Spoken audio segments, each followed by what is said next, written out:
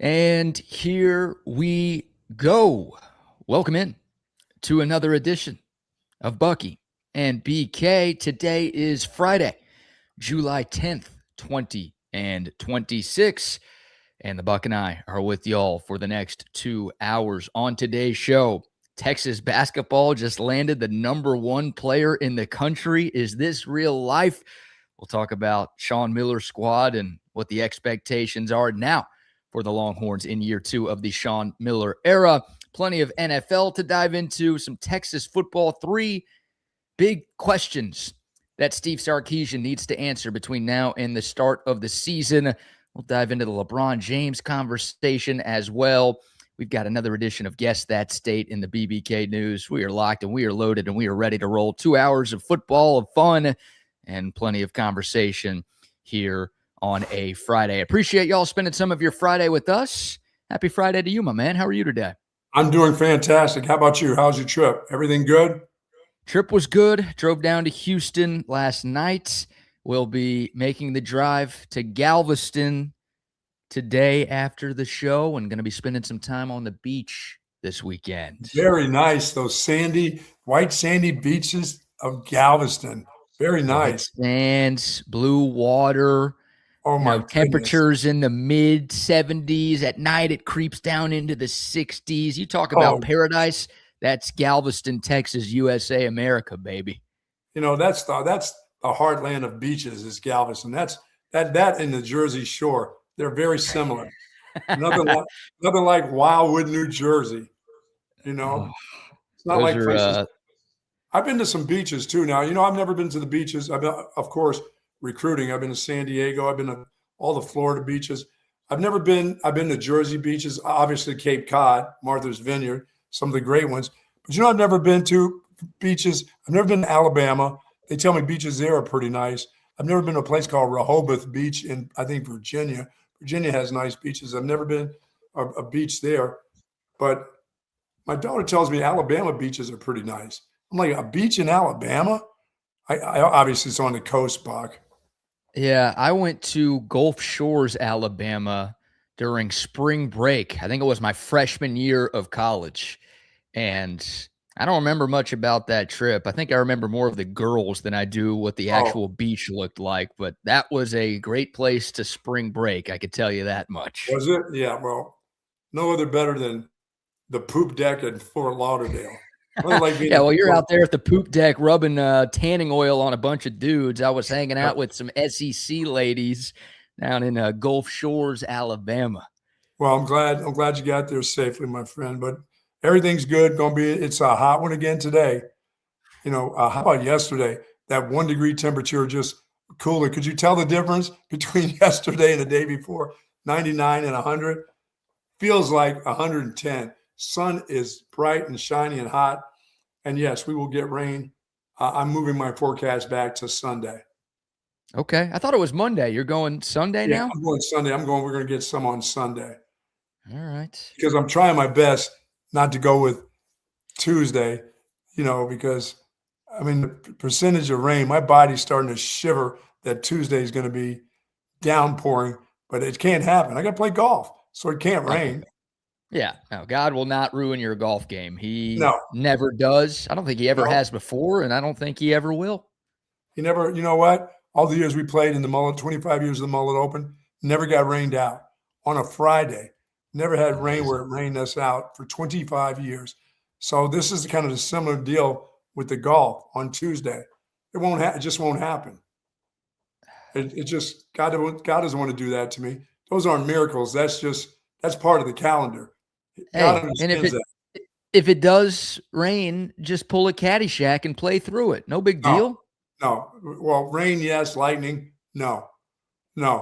God thinks of me as being the dumb guy. If you're really going to go out there when it's lightning, let me go ahead and fix you up. Let me fix you up with the bolts of lightning. Is that how he's going to fix you up? Right to your golf bag and in your cart and blow all of you up just to teach you a lesson. Good day to the soldiers at Fort Hood, Texas, the soldiers in the state of Texas, and all those that fight for us each and every day. Thank you. We do appreciate the great job you do. To all you EMS workers out there, because I know you're spending a little bit of overtime with all the heat all over this all over this state, and for those all over this country that are suffering from all of this, please be safe out there. Be careful. Hydrate yourself. Not just about the hydration, it's about the food that you put in the engine too. So please, everybody, be careful. And all you kids out there driving, first-time guys and gals with your license, take your time. There's no place you need to get to in a hurry. You can take your time and get there safe. Please do. And for those having your beverages during these holidays and all this fun time, please be responsible as you drink going around there this summer. Please do. Yeah, well said. And there's no text that you need to look at or send No. while you're on the road. It can wait No. a little bit. Please be safe. Please be smart. Always pull over and take a 5-minute break if you got to talk to somebody or text somebody. Yeah, you can do that. Send a text, take a dump on the side of the highway, whatever you have to do. Just get it done. Well, we don't often talk Texas basketball in the middle of July, right? No. We're usually all things football and all systems go, counting down the days to the upcoming season. But yesterday, Sean Miller got some incredible news. The number one player in the country for the class of 2027, which is next year's recruiting cycle, his name is Marcus Spears Jr. Yes, the son of that Marcus Spears, former first-round NFL draft pick, longtime NFL defensive lineman, spent a lot of years with the Dallas Cowboys. And the brother of that great volleyball player? The brother of Kari Spears, who was first-team All-SEC and third-team All-American for Texas volleyball last year. Marcus Spears Jr., also the daughter of former WNBA player Aisha Smith. So you talk about good genes, that family's got the best genes you could possibly have. The number one player in the country for next year, reclassified to this year, and he also committed to the Texas Longhorns, which means Marcus Spears Jr. will be a part of this year's Texas basketball squad. So the Longhorns just added the number one player, the number one recruit in America to this year's team. It was already a really talented roster. We've spent a lot of time talking about all the additions that Sean Miller and company made through the transfer portal. And now all of a sudden you add this guy to the mix. Whoa, huge news for Texas hoops, Buck, and the 7 fans that we have. Well, oh no, that thing is going to be growing. You know, you talked about where they stood yesterday, you know, in recruiting class. This is probably the number one class now, I would think, or close to it. It's now the number 6 class, I believe. Yeah, because Duke is Duke. They always are, probably. Yeah, it's obviously difficult when a guy reclassifies, right? Where do you slot him into the group that's a year older than him? And yeah, you know, some of these other teams, I mean, they sign 3-5 stars every single year, the Dukes of the world. But look, Texas already had a solid freshman class coming in with the McDonald's All-American Austin Gooseby, brother of Texas left tackle Trevor Gooseby. You've got Bo Ogden, son of Texas assistant Chris Ogden, played at Westlake. You got Joe Sterling. I mean, there were some talented pieces already coming in as freshmen, but now you add, again, the number one player according to the composite rankings to the mix. That is, we talked about it yesterday that the Longhorns had one roster spot available. Yeah, what about Kendall Weaver? Yeah, we know Kendall Weaver filed a lawsuit along with 11 other graduating college basketball seniors trying to get an extra year. And we're thinking, okay, well, maybe Sean Miller's saving that spot to see what happens with this lawsuit. Could Kendall Weaver come back? It turns out Sean Miller was saving this roster spot for the number one player in the country. Wow. I'd say it's well worth the wait. We're like, okay, what's Sean going to do? Is there another player in the portal out there? Is he going to take a flyer on, some European developmental guy like he's so often done in his coaching career? Who's it going to be? You talk about having an ace up your sleeve. Man. Marcus Spears Jr., 6'9.5", 210 pounds. I mean, he's a modern forward. He can move. He could play above the rim. He defends well. He can handle the rock. He's working on his outside shot. Got a decent outside shot, but that part of his game still has room to grow. But he is I was watching some tape of him yesterday, and I've heard of him and seen him before. I mean, he is a very tough guard. And maybe the coolest part of this pickup, Buck, when you talk about players like this, typically, right, the number one recruit or 5-star basketball players in general, sure, it's usually one and done, right? You get 3 months of this guy, then he's off to the league. Because Marcus Spears Jr. reclassified. I mean, this guy just turned 17 in April. Wow. He has to play 2 years of college hoops. So Texas gets this guy for the next 2 seasons. So even if he's not amazing right now, which I think he will be pretty damn good, you're guaranteed to have at least 2 years of a number one player. That doesn't happen with talents like this almost ever. Now, was there an inkling of where they were in recruiting with him for the following year anyway? I mean, was Texas on his radar? Obviously with his sister here and his mom and his dad, they've been in Austin plenty of times now. I mean, was this always on the radar probably for the following year? Yes. Yeah, there were sort of 4 finalists that were out there. It was Texas, It was LSU. That's where Marcus Sr. played his college football. Right. Kentucky, they're always in the mix for every 5-star basketball player. And funny enough, Arizona, where Sean Miller used to coach, those were the final 4 teams. And he plays his high school ball up in Plano, lives in the Metroplex. Okay.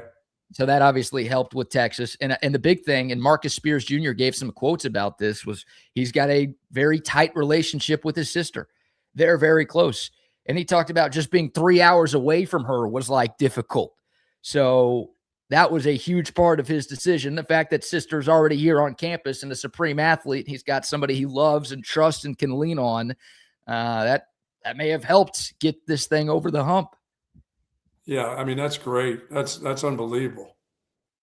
Yeah, it is. And it's just, Marcus Spears Jr. talked about Texas basketball becoming a big thing again. Feeling like this team is on the cusp of accomplishing something special, and he wants to be a part of that. And I'm here like pinching myself. Is this real life? Like Texas basketball? Are we talking basketball? Are we talking basketball here? Exactly. Texas football gets the number 1 recruit in the country. It's awesome. Of course, we're pumped about that, but all right. Like that's happened. Texas baseball gets a player like this. All right. We understand that. Texas volleyball gets a player like this. Cool, to be expected. But hell, Texas softball or rowing gets a player like this. Softball, softball's got an elite recruiting class coming in. If they land the best of the best after winning back-to-back national championships, cool. That makes sense. Men's basketball, Buck, this is arguably the greatest day of my life. Is that a stretch? It's getting there. I'm telling you, we're getting very, very close. You're gathering a group. I just want to know, when can I come on board? Whoa. Now that's big right there. The day you're willing to jump on the bandwagon, that tells me everything I need to know about how big of a pickup this is. I'll wait till the season. Okay, you got to see it first. Yeah, I got to see it. Man, well, I'll say this. It'll be fun to watch. It's going to be fun to watch too. Oh my gosh. And again, I know we've talked about this before as well. Like, how big was that run to the Sweet 16? Both in the transfer portal, now picking up a player like this. I mean, if the Longhorns would have lost their first 4 game to NC State, heck, if they were left out of the tournament altogether, I don't think any of this happens. But clearly, that Texas tournament run that they went on in March got people invested in the program. It wasn't just hope that you were selling with Sean Miller. It's like, oh God, in year 1, as an 11 seed, he was able to get all the way to the Sweet 16 and, had Purdue, they needed a tip in and a BS no call to win that game against Texas. Purdue was the preseason number 1 team in the country last year, and we almost had them, and we were right there on the cusp of an Elite 8. I think that had people buying in a little bit more, and because of that, you're able to bring in one of the best portal classes in the country. And again, now you land a player like this from the high school ranks. It's awesome. And Buck, there were, you were looking at like way too early preseason top 25s before yesterday. There were a lot of folks out there nationally who had Texas ranked in the top 10. And now you had a player like this. I think when we get to the real preseason poll, when it comes out in a couple of months, Texas will be a borderline top 5 team in the country. Yeah, and plus they got depth now. I mean, that adds depth. That's not just bringing in the number 1 player. You're bringing in a guy, and then you've already have depth anyway. You're going to have other guys that were coming. So that's incredible. I think that's a cool part about this. Kendall's going to have to go play at Texas State. That sucks. Oh, we're sending him to the – oh, wait. I was going to say the Fun Belt, but now the Pac-12. Well, maybe St. Ed's for Kendall. Oh, man. I'm sorry. I didn't know you hated him. He's a glue guy. I mean, I wasn't going to expect anything, drastic to change. If that guy was on your team, it was just his jump shooting wasn't going to get any better. He wasn't going to become a three-point expert. He was going to be a guy that held the team together. I'd rather have the number one player in the nation instead. Yeah, I would too. I loved Kendall Weaver. I would have welcomed him back before yesterday. Sure. But look, if somehow Texas could create an extra roster spot, then I'd love to have Kendall Weaver on the team. But I don't think that way things are the way. Hey, is this a miracle? Or is this just one of those things? What are you, Jim Nance and me right now, or Al Michaels and me right now? I just think this is a perfect setting for a guy who misses his sister, who understands what Austin is about, what his parents understand what Texas is about. They've taken pretty good care of their daughter, and so the guy, so a guy like Marcus Spears wants to make sure that his son is taken care of. Yeah, and if they're close, she's here. She ain't leaving to head back to LSU or anything. She ain't going anywhere. No, she ain't. And Marcus Sr., again, played at LSU. He's from the state of Louisiana. He talked yesterday about, man, it was so cool to represent my home state in college.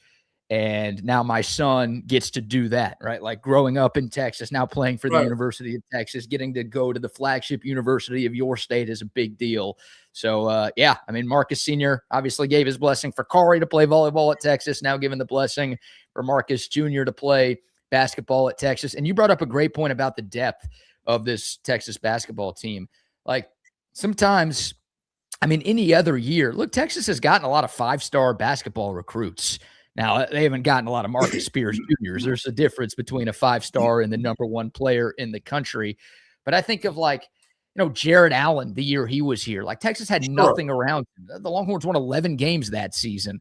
And it's like, you don't want to ask your freshman to have to carry the entire team on his back. And that's the beauty of this roster that Sean Miller has assembled. It's like, okay, you're not asking Marcus Spears Jr. to be Superman. Like there's enough other talent on this team with, Modest Vokatitis coming back and David Punch and Isaiah Johnson coming in and Amari Evans and Elijah Freeman and Mikey Lewis, all of these other players who have already played college ball that you've got on this team. Like you've got those guys. So you don't need to tell Marcus Spears Jr., dude, you got to carry us. We need you to put up 20 points every single night or we've got no chance. He could kind of ease into things. And I mean, obviously he's going to play a lot. I'm not saying he's not, but the fact that you don't need him again to be ridiculously good from day one, that is a massive, massive benefit for him and for this team.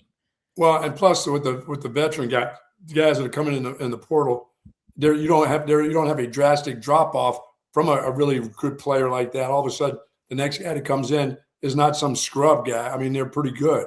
That's why they're here. Yeah. I like that a lot. You're right. Yeah, the Texas bench. I mean, Texas bench might have Marcus Spears Jr., Austin Gooseby was a five-star McDonald's All-American, and Amari Evans, who comes in from Tennessee, who played a lot for Rick Barnes last year, is a very good defensive player who can also knock down some threes as well. Like, that's your bench right there. So, man, Buck, the Final Four next year, it's in Detroit. Should we book our tickets? Detroit? You ever been to Detroit? I've been through Detroit, yes. Did you lose a bet? No, what the hell was I there for? Recruiting somebody, maybe? Yeah, I think so. I think going through, parts of Michigan, I ended up in Detroit somehow. I don't know. Well, hey, listen, it wasn't that great. I didn't stay very long. No. Well, look, if Texas makes the Final Four, we only need to stay 3 days, right? They play the semifinals on Saturday, and they play the championship on Monday. So get us out after that. Casinos are just across the river. Well, they got casinos there? Or Canada's just across, just across the little river there. You can go gambling. Oh, they have a wall there I got to climb over or something? No, just a river. You got a river swim. Got to swim? No, you're fine. Oh, man. So I'm booking my tickets today, man. No big deal. I'm trying to keep my composure. So, yeah, just booking some Final Four tickets right now. And this – we'll move on, but man, this is one of the most talented rosters Texas basketball has ever assembled. And the fact that it's year 2 of the Sean Miller era is freaking crazy. Obviously, the beauty of the portal, the beauty of NIL. But this doesn't happen with a lot of other basketball coaches that Texas has had in history. Sean Miller has a great reputation as a developer of talent. And again, we saw that firsthand with what he was able to do with last year's squad. And wow, what a massive, massive moment for Texas men's basketball. Yeah, that's a huge get right there. Number one player in the country reclassifies to 2026 and commits to Texas. Boy, he'll be a young dude too. Wow. 17, Buck. And again, he just turned 17 in April, so he'll be 17 for the entire season. Yeah, he and a guy like Gooseby can grow together. That's awesome. Yep. So there you go. Great news for Texas hoops. And you said it. We talked about, we ranked the Big Six sports. How would you power rank which of the six teams do you think has the best chance to win a national championship this coming academic year? You said football yesterday. You're staying with football, I assume? Yes. Okay. I'm staying with softball at number one. Yeah, I'm going to stay with football this year.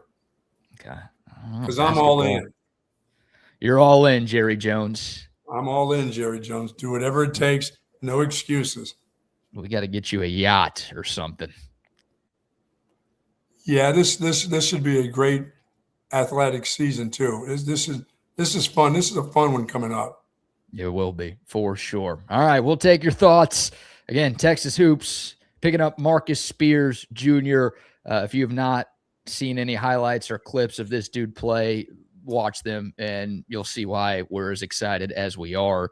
Was he ever a football player, BK? Or was he always basketball? Was basketball always his thing, sort of? That's a good question. I don't know if he played football growing up at all. I mean, he's been all systems go with basketball for a while now. Yeah. And plays at one of those prep academies up there in Plano. And he's, on the circuit, EYBL and OTE, like he holds his own against some of the best players from around the country. Yeah, I don't know. I don't know if it's a situation where dad was like, I ain't letting you play football. I know what that's about. Pick a different sport. Could have been one of those. And again, mom was a top 10 draft pick in the WNBA. So there's basketball in the blood. Maybe she had the final say too of what sport baby boy was playing. That's true. But that's six. I mean, he's too tall. He's 6'9", 6'10". He's too tall to play football. Yeah, you're right. He is. He's a big dude. You're that height. You got to play hoops, don't you? Probably. You're right.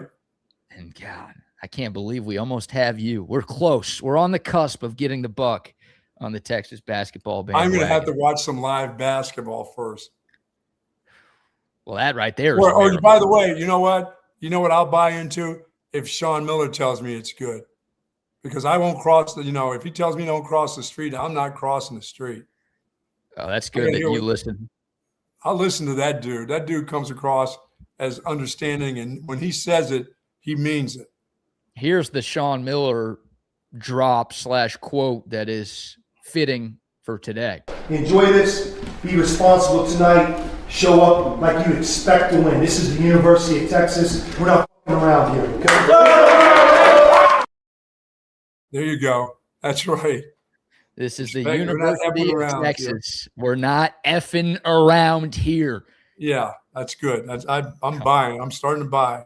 There we go. That's all we need right there. We need the buck on board, and life will be good. We will foul the living shit out of you. Oh, God. We shouldn't have any of that next year. Those guys should own the boards, own the rim. They don't have to foul. They can go up and take the ball. This is a you're talking about rim protection, man. Yep. They got size. They got length. They got versatility. I mean, the possibilities are endless for rotations this coming season. And it's depth. Fun to watch. Remember last year in the tournament, it's like, God, can we go to anybody on the bench besides Kendall Weaver? Like, remember the garbage man, Nick Cody? Oh, that guy. Like, that was your second guy off the bench. And it's like, ooh, what are we going to get from Nick Cody today? Don't have to watch the herky-jerky lefty anymore. No more jerk-off lefties. No, we do lose the Pope, unfortunately. The Pope is no longer blessing us with his presence. Whenever he became president. Whenever he became president. Obviously, Dalen Swain is off in the NBA. But, Man, what a job. It's about as good of a job considering all that Texas lost, replenishing, reloading this roster. It's all working out for you. If only the Cowboys could get it together. What a start you'd have for the fall. Hey, don't rain on my parade with Cowboys talk here, all right? Come on, man. I'm picking them to win the East. We're going places this year. The East what? They're going to be number one. And the Philly's not winning their division. The NFC East? Yes. All right. You know what? We'll get into some Cowboys talk in a moment. I'm picking them to win. That's right. I need to hear your explanation on that. But before we shift gears and talk a little NFL, we got plenty of Longhorn football to dive into here. It's a football Friday after all. How about our first round of sponsor shout-outs? Folks, Relax the Back embraces a holistic approach for a healthier lifestyle. And, of course, my back can be happier. Their motto is live wellness. And you can save right now, of course, zero-gravity recliners, adjustable mattress sets, Tempur-Pedic pillows, the whole works, human scale office chairs, desk, all the accessories that you're looking for to make your life just a little bit easier. As I've been saying, don't wait till you start hurting before you go to Relax the Back.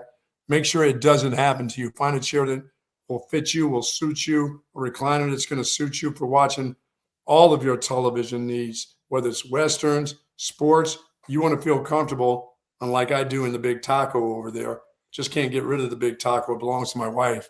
Because if I could, it'd be out the window right now. And I'd have a Relax the Back couch. How about that? Now we're I don't know if I saw a couch over there. I've seen recliners. I've never seen a couch. I'm sure they'll make one for you if you want. Wow. How awesome would that be? Yeah, love the folks. We love the folks at Relax Back. 2 great locations, Hill Country Galleria across from Whole Foods, and in North Austin at the Gateway Shopping Center across from the Container Store. Live pain-free like the Buck at Relax the Back. Check it out. Look at that right there, Buck. Oh, there it is. Oh, my God. That's a zero-gravity recliner, that boy. massage chair with heat from Relax the Back. Man. That I will be sitting in as soon as this show is over. Oh, my goodness. Yep. And I'll also be getting that chair to Austin. It's my goal. It's my mission. Think I could sneak that out? You think my parents would notice? Yeah, they're going to notice. The old man would notice it so quick.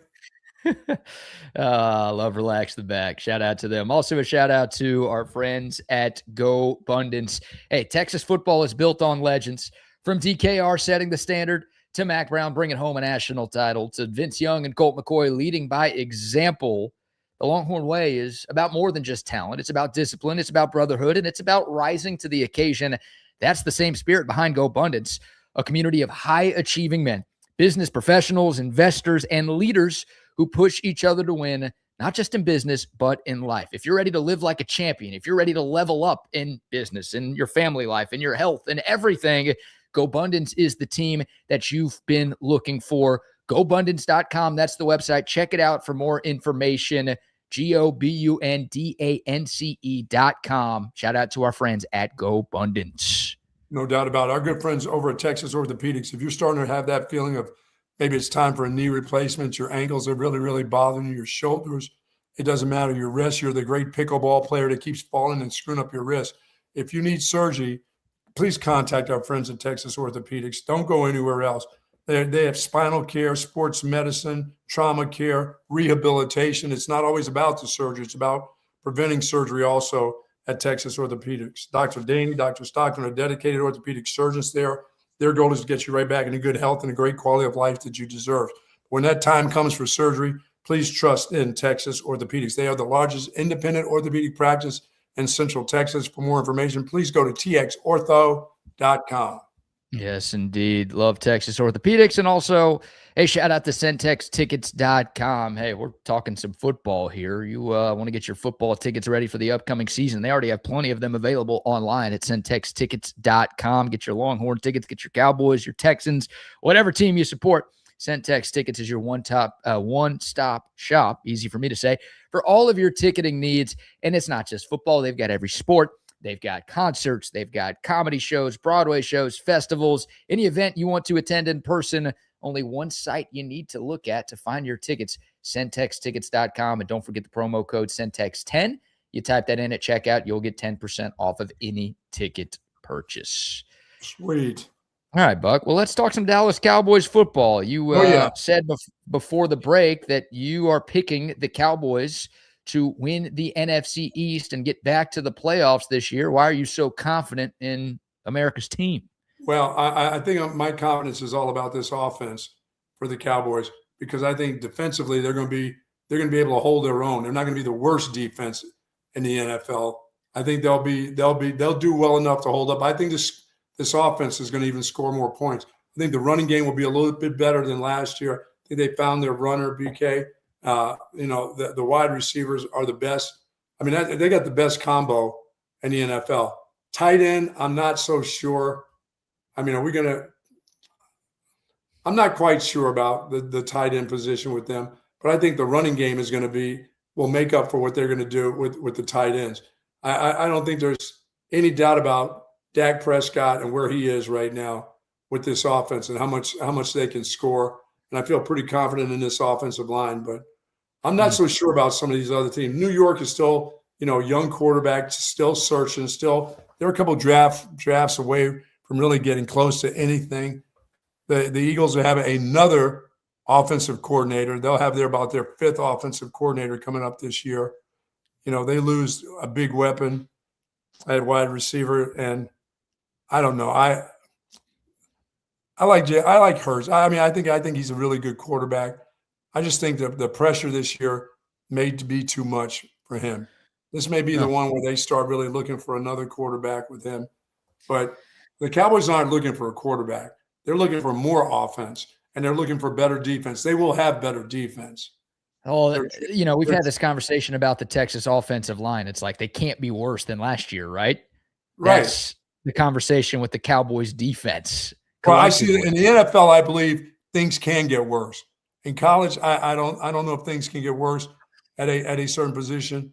The NFL can make you worse. And that was a historically bad defense. There were some stats that had it as the worst defense in Cowboys history, and that franchise has been around a very long time.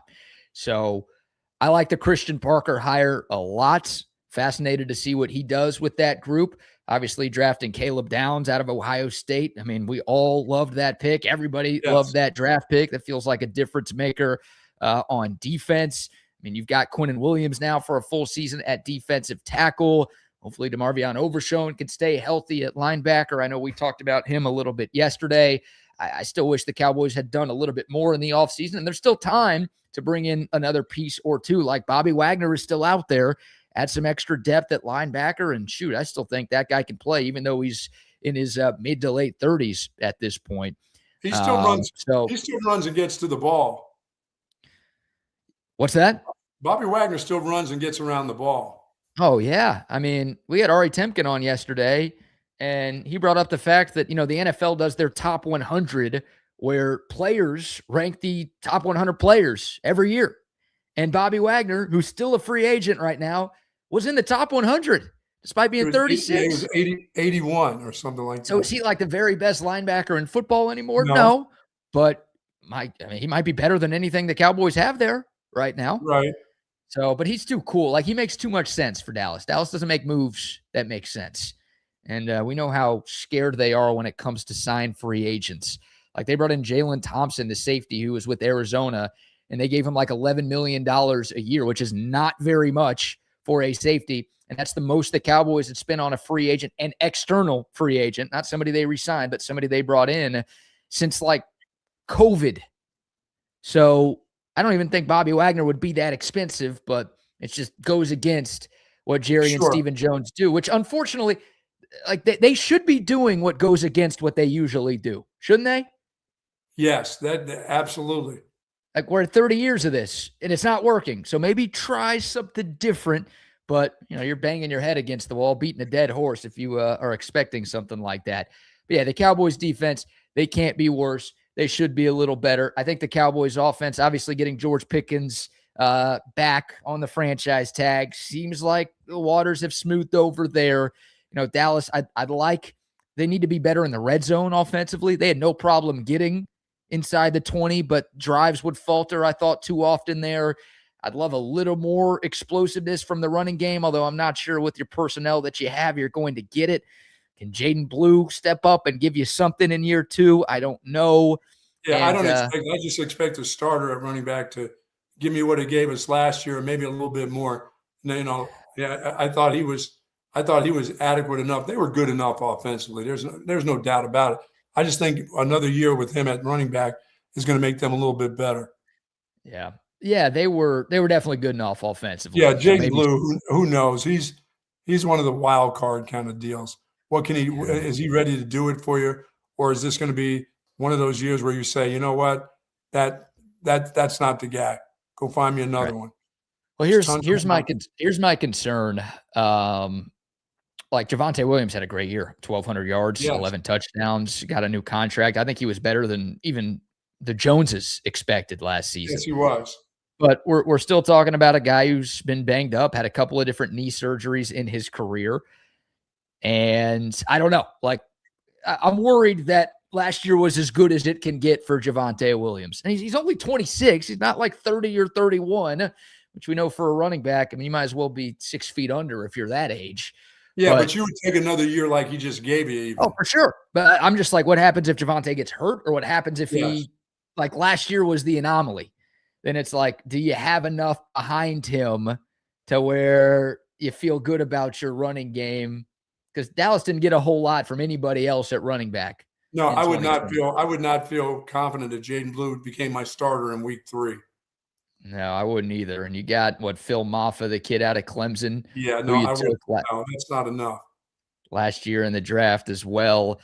Malik Davis is still there, who did a couple of things. He was kind of the number 2 for Dallas last season. So you got other guys on the roster, but obviously none of them super proven. So that would be a concern. Yeah, probably got to be careful of saying they'll be okay offensively. You're right. They're at that spot. They're just one injury away from, their number 2 may not be good enough. You're right.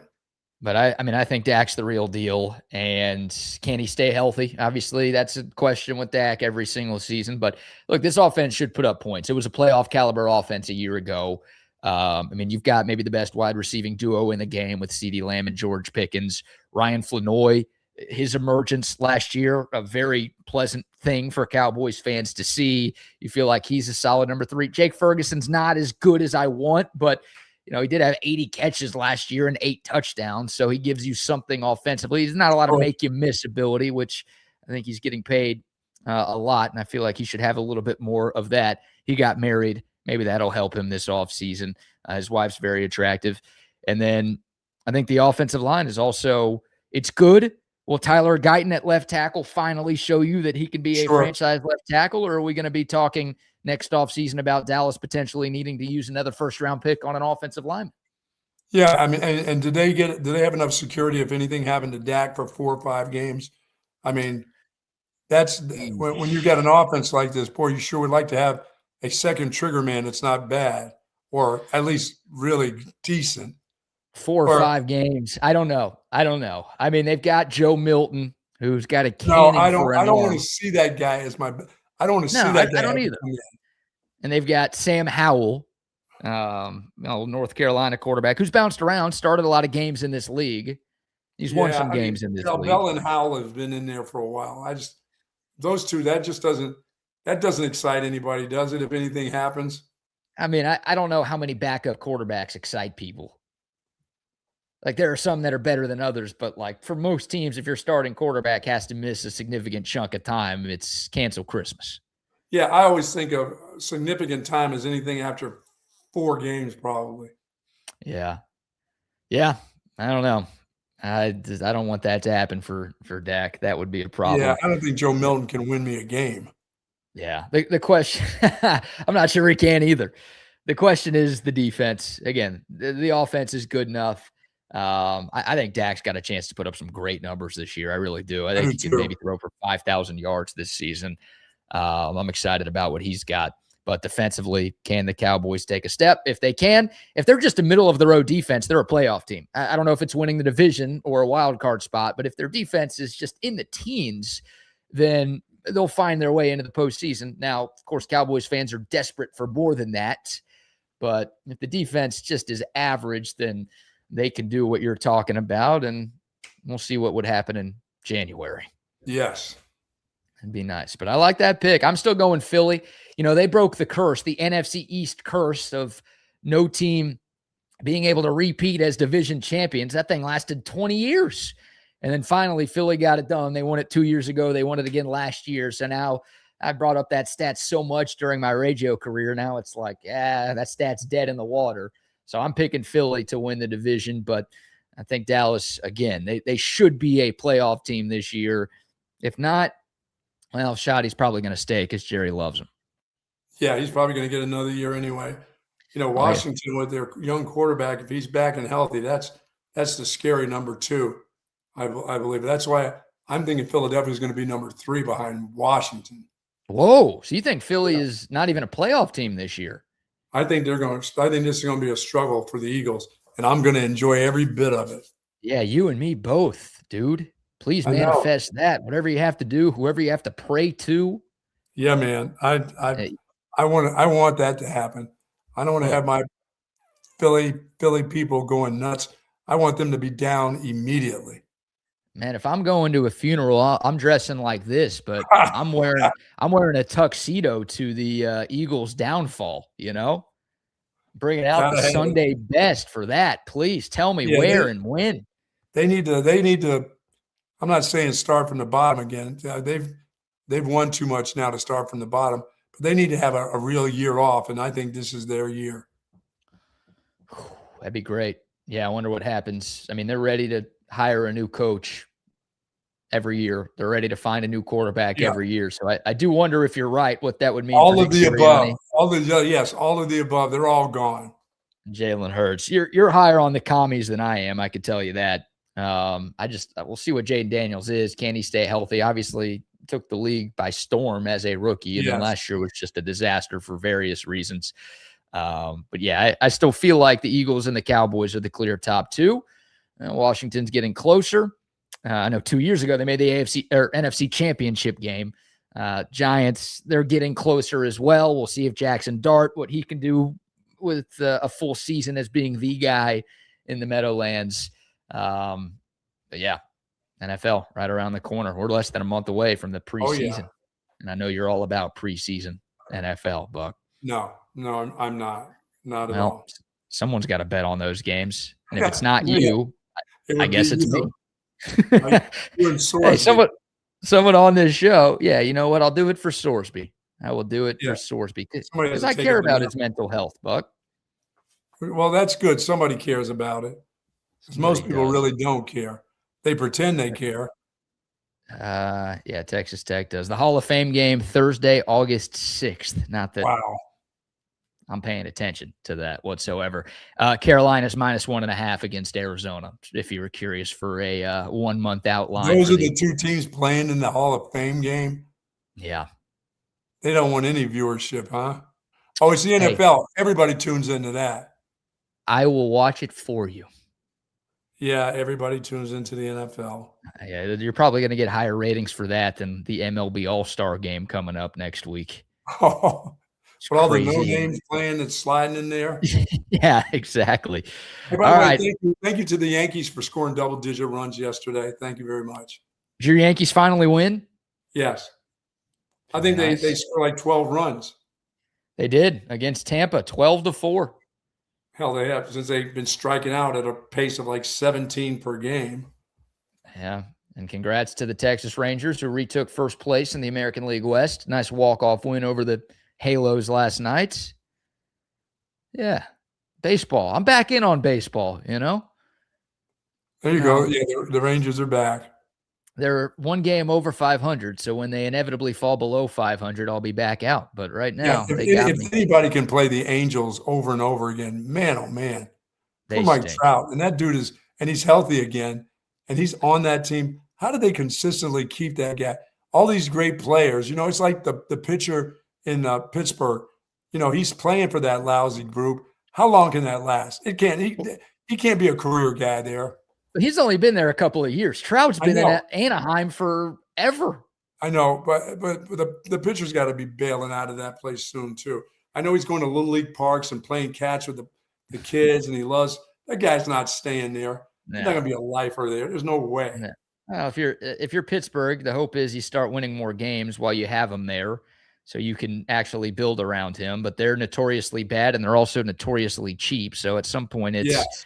you trade him and get as much as you possibly can, and then start rebuilding off of that and let somebody else pay him.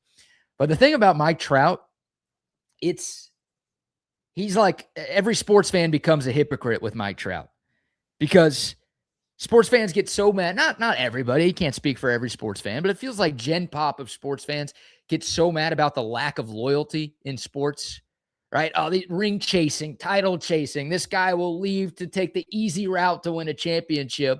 And Mike Trout, anybody would have taken that dude. Anybody would pay him any amount of money to play. Anybody would trade for him, whatever. He's so loyal to Anaheim. And yet all these sports fans are like, he's a bum. He's a loser. He doesn't care about winning. And it's like, the guy's loyal. I'll give him that. Yeah, well, he cares about it. He obviously he enjoys where he lives, where his life is away from baseball. I mean, can there be any doubt? Because if you had a life away from baseball and you lived in just a crap hole and your family hated it, obviously he'd be gone. He must just love that place. Like you said, he enjoys his life. Everything's cool with him. Now he gets hurt a lot, but who cares?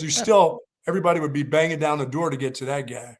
He lives in Southern California, and he doesn't play on the Dodgers, so he doesn't have the pressure of being on the Dodgers. Right. Maybe he just doesn't want to deal with that craziness.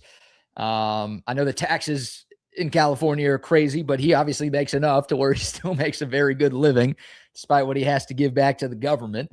So, yeah, I don't know. I mean, you don't see it very often where guys are willing to be loyal, even to a great team or a team that's contending every year. It's like rare to find somebody who does that. Eventually, it feels like you wear your welcome thin.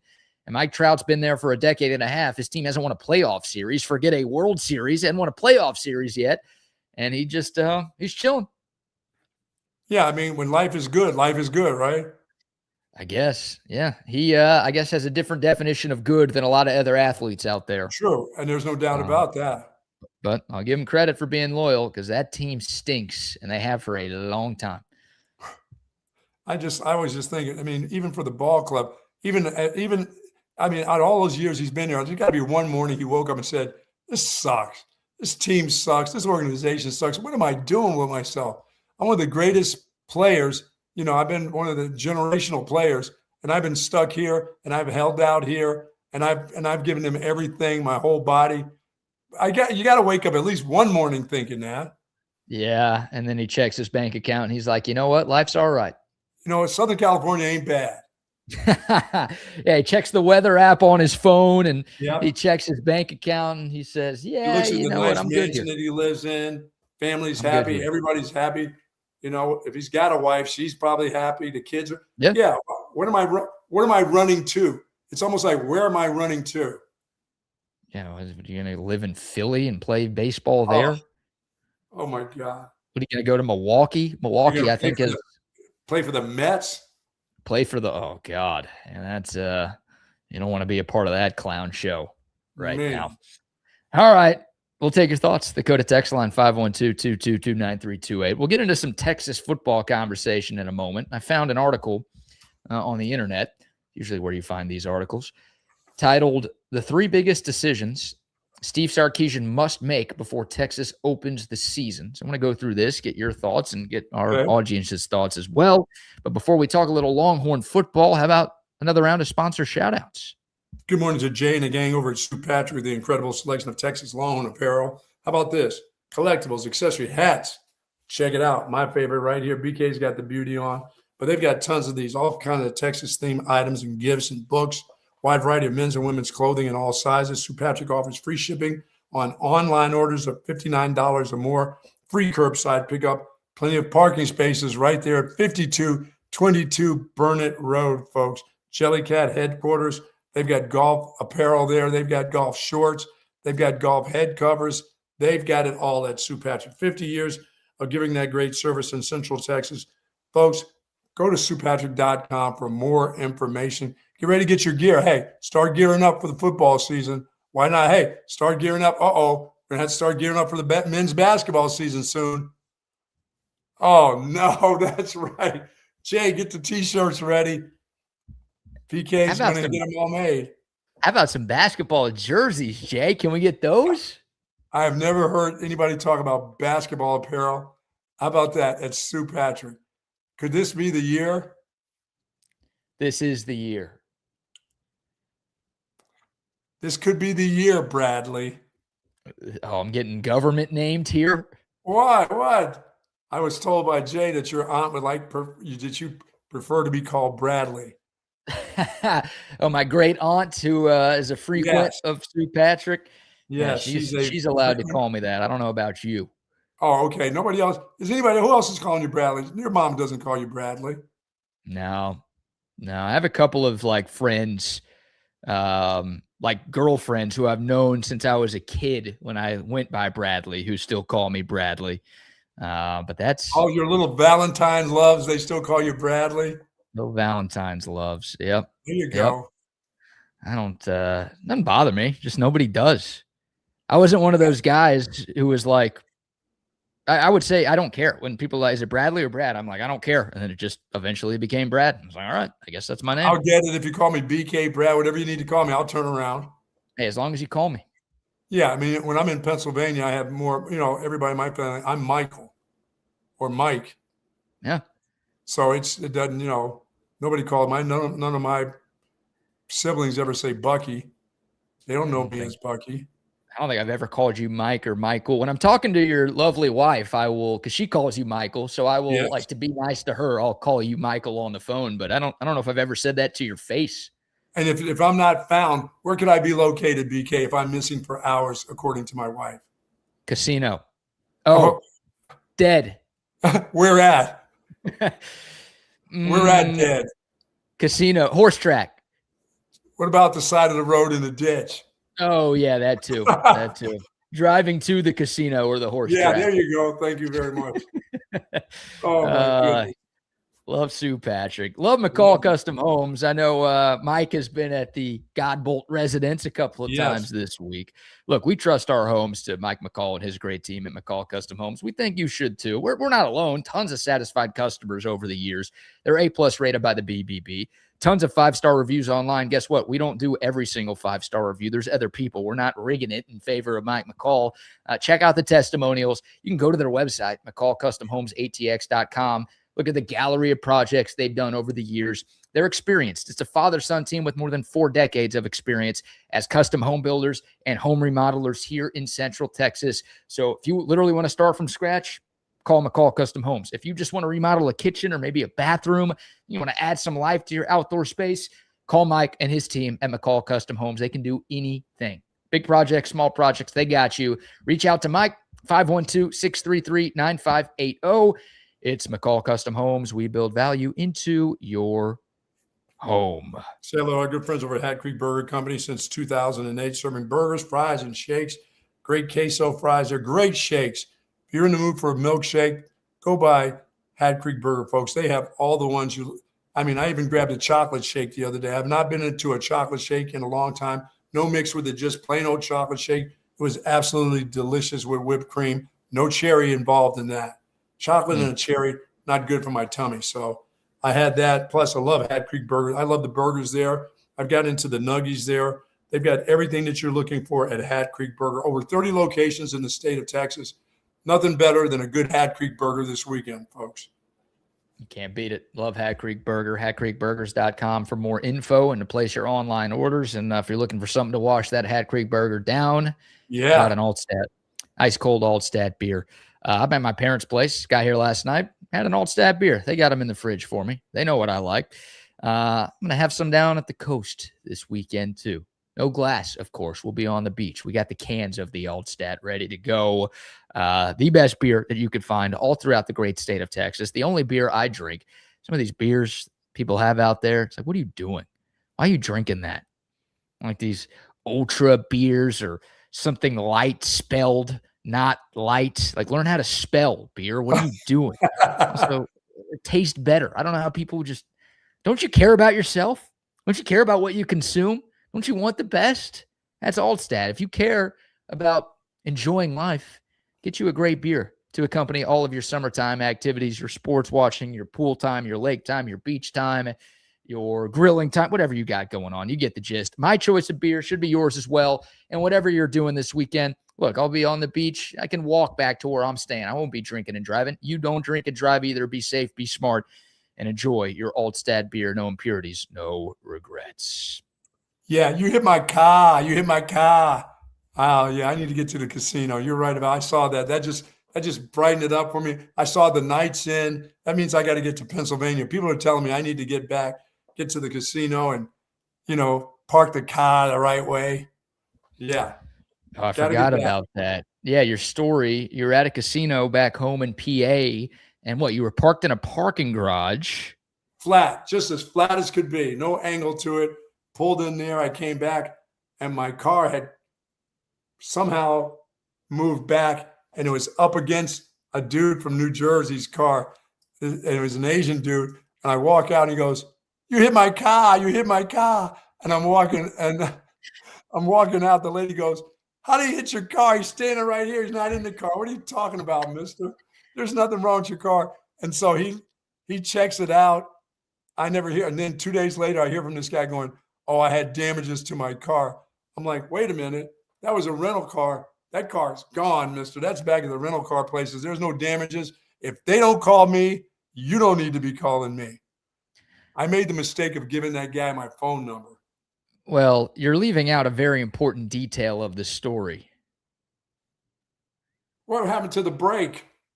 Why did your car bump up against that guy's car? I put it in park. No. What did I do? Put it in neutral? You left it in neutral. If you put it in park, it wouldn't have rolled and hit that guy's car. Dude, you forgot to put the car in park when you parked the car. Oh, it was awful. I came back, and dude, anything could have happened to that car. That's not as bad as leaving the Cadillac and just leaving it in the parking lot. But who knows what I would have done with this deal? Yeah. Somebody could have just smashed You're lucky it didn't kill somebody or didn't totally smash a car or didn't fall out of the side of the parking garage.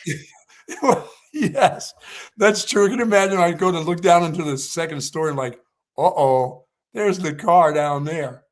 Oh, no. Is that a guy underneath the car? Oh, yeah. I don't forget about the people. And all the old-ass people coming in there in their walkers into the casino. All the Asian people getting off the bus from New York, coming in here stealing everything, the toilet paper and everything else.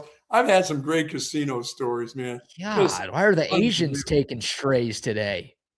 Oh, my. Well, hey, if they go up to the Poconos and they start wringing the necks of ducks and sticking them in burlap sacks and taking them back to New York and selling them, it's the duck, goose.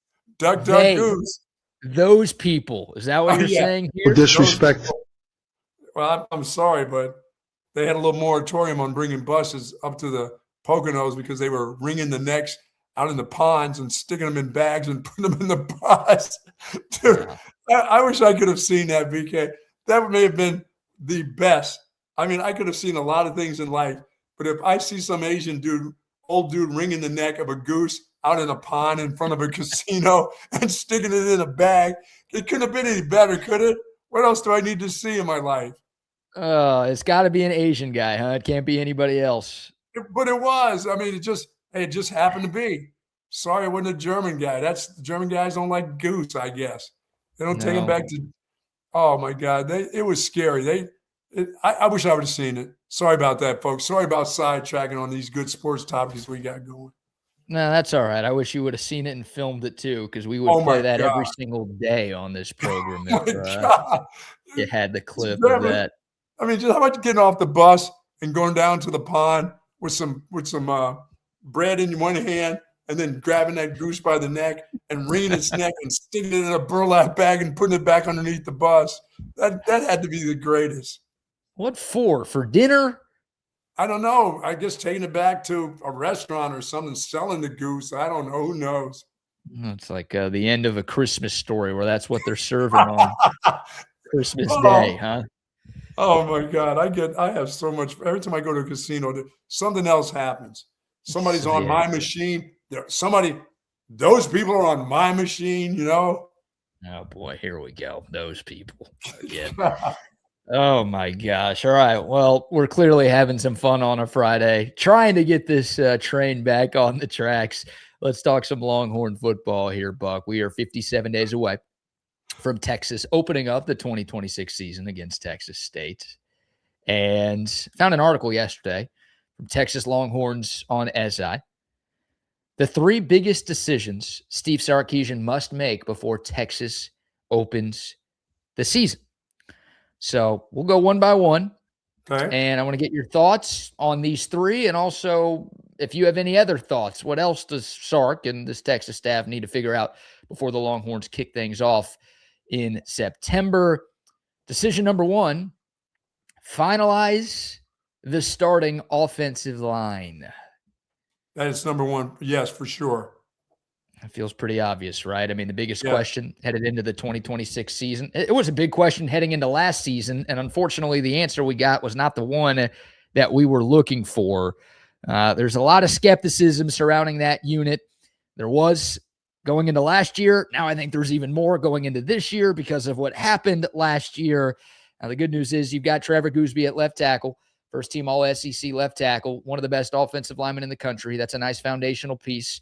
Connor Robertson, we know the offensive line got a lot better when that dude was inserted into the starting lineup towards the end of the year. Fifth-year player with tons of experience coming back at center. Brandon Baker returns. He's shifting from outside at right tackle to right guard, so we'll see how that slide goes. The Longhorns, they got Melvin Ciani from Wake Forest, a very experienced player to come in on the offensive line. They added Lawrence Seymour. They added Dylan Sikorsky. They added Jonte Newman. They hit the portal. Remember, they went after some guys from Michigan who ultimately decided to return to Ann Arbor, so it wasn't plan A for Texas with the guys that they brought in, but I still think they did a pretty good job. But it goes without saying, I think for me and probably for you too, that is the biggest question that the Longhorns have to figure out. Yeah, with an offense that has as much talent in the wide receiver, the special positions, yes, that has to be first. They got to finalize that for sure. Yeah, and it can't be last year, right? Not just in terms of like production, but in terms of you didn't know who your best five were until 2 months into the season. Like, it made no sense. And fans aren't always right. We're not always right. Don't quote me on that. Scrap that from the record. You and I are always right. Correct. But I think so many Texas fans were like, can we try Connor Robertson? Can we move Cole Hudson to left guard? Can we try Connor Robertson instead of putting, true freshman left tackle Nick Brooks at left guard? Instead of trying just to play musical chairs at that position, can we maybe put a guy who's played left guard back at left guard and a guy who's played center in at center and see what happens? And then finally they did that. And it's like, oh, this offensive line's a lot better. So they need to remember also last year in fall camp, all the talk was about Neto Umeozulu being the starter at left guard. Dude, and then after camp, he was never to be heard from again. Yeah, and then he played some in the Ohio State game, and then he never played again. But then it was like game week for the Buckeye game, which was week 1 last year. It was like Connor Stroh. All of a sudden, Connor Stroh's the guy. He's the guy. He's taking over. And like to some, it's like, oh, Connor Stroh must be really good. I think to a lot of people, it was like, why are we changing this 6 days before we're playing a top 3 team and the defending champs? Well, this can't be good. And sure enough, it was not. Yeah, just be careful. You can finalize what you want, but just don't overhype something that's not really. If it's going to take you a couple games and you still have to maneuver, you only got one game, so you can't be maneuvering guys in week 2. Yeah, that's the good news. And again, we were saying you're right, BK. You got to finalize that stuff in fall camp. You can't be messing around during games to see who plays good against Texas State. Then, he should be good enough. And if you truly don't believe he's good enough for Ohio State, it's the finalization has to be in fall camp. Agreed. And look, I'm all about competition. Like, you don't have to know going into fall camp who your starting five is. Like, I think, again, 4 of your 5 spots. I think left guard is really the one where you're not really sure who's going to be the guy. But Trevor Gooseby, left tackle, Robertson, center, Baker, right guard, Ciani at right tackle. I feel like you can put that in Sharpie that those 4 will be out there. But that last 20% of the offensive line, you can have competition going into camp, but it can't be like nobody has stepped up, and let's just throw somebody out there against Texas State and hope that it works. It obviously helps that you've got Ohio State in week 2 instead of week 1. That was a concern for all of us last year, and thankfully you do get a bit of a cupcake at Texas State. No disrespect, Bobcats, but the Longhorns are 5-touchdown favorites there. I don't think I'm breaking any news to anybody saying Ohio State's better. So you get that tune-up game for the offensive line. But, yeah, you can't forget week 2. Now, last year was like month 2 to month 3. You got to have it all figured out going into the season. There's way too much on the line in 2026. Okay, that's number 1. So that's number 1. Number 2, according to Texas Longhorns on SI, the 3 biggest questions, or I should say the 3 biggest decisions Steve Sarkisian must make before Texas opens the season. That's the exact verbiage in this piece. Find a role for the talented freshman. Your thoughts on that one, Buck? I need specific names. I mean, that's just kind of general to me. I mean, if they're able, remember, if they're good enough, they're old enough. I don't care what year they're in. If they're better than the guys in front of them, just get them in, get them playing. Sark knows what good talent looks like. I mean, he's recruited good talent. I don't know if he's always got them on the field at the same time, but that guy knows. The people that are coaching, those guys have been coaching football for a long time. They should know. There shouldn't be any, he's a junior, he needs to be in front of you, you need to learn. No, if you're good enough, you're old enough. That's just how I feel about coaching a position. So I that wouldn't be number 2 for me. Yeah, Bucky Epstein joining the show today. Thank you very much. No, I thought I was the one going to an island this weekend. I didn't realize you were on a different island. No, my number 2 thing is, you know what? Yeah, I do. I do know that. I want that. I need that. That has to be fixed. Well, that's not really a decision that Steve Sarkisian I know, but makes. I give us a hint to what you're doing, so that doesn't let us give us a bone as fans, as people that understand the game of football, as not people just watch just for the hell of it, that really understand football. Tell us what you've done to prevent this from happening. Make it so that I know that they're at least trying to listen to you. You're talking about the P word for those who aren't sure. Yes, it's important. If you want to really get to where you want to get, if you don't finalize what that is and what we're doing to prevent that, and here's what's going to happen to your ass if you do that, if you're the culprit that's doing that to us and screwing us up, here's what's going to happen, and we're going to see it, and people are going to notice what we're doing. But they have to do that. They have to do that. That should have started when, you started to do your whole culture thing earlier this year, in the spring. Yeah. Well, here's the thing. If Texas is second to last in the country in penalties again, I'm not going to care about Sark starting culture work in February. I'm going to think that's a crock of you-know-what. Yes. I just think that is such a burden, such a ball around that dude's neck that he doesn't understand it. And I don't know if people even care. I don't think that's even going to be on your top list of things. I mean, I don't know. I think people care. It would be on your list. Yeah, I think it's on most fans, like the smart fans who really pay attention to this team and look at the numbers. Like, they know the stats, and it wasn't just last year too. That's the thing. Like, if Texas was top 20 in penalties in 2023 and 2024, and then they just had this crazy bad year, it's like, oh, that's an anomaly. That's a blip on the radar. No big deal. We've seen enough discipline in the Sark era to where we feel like that's not going to happen again.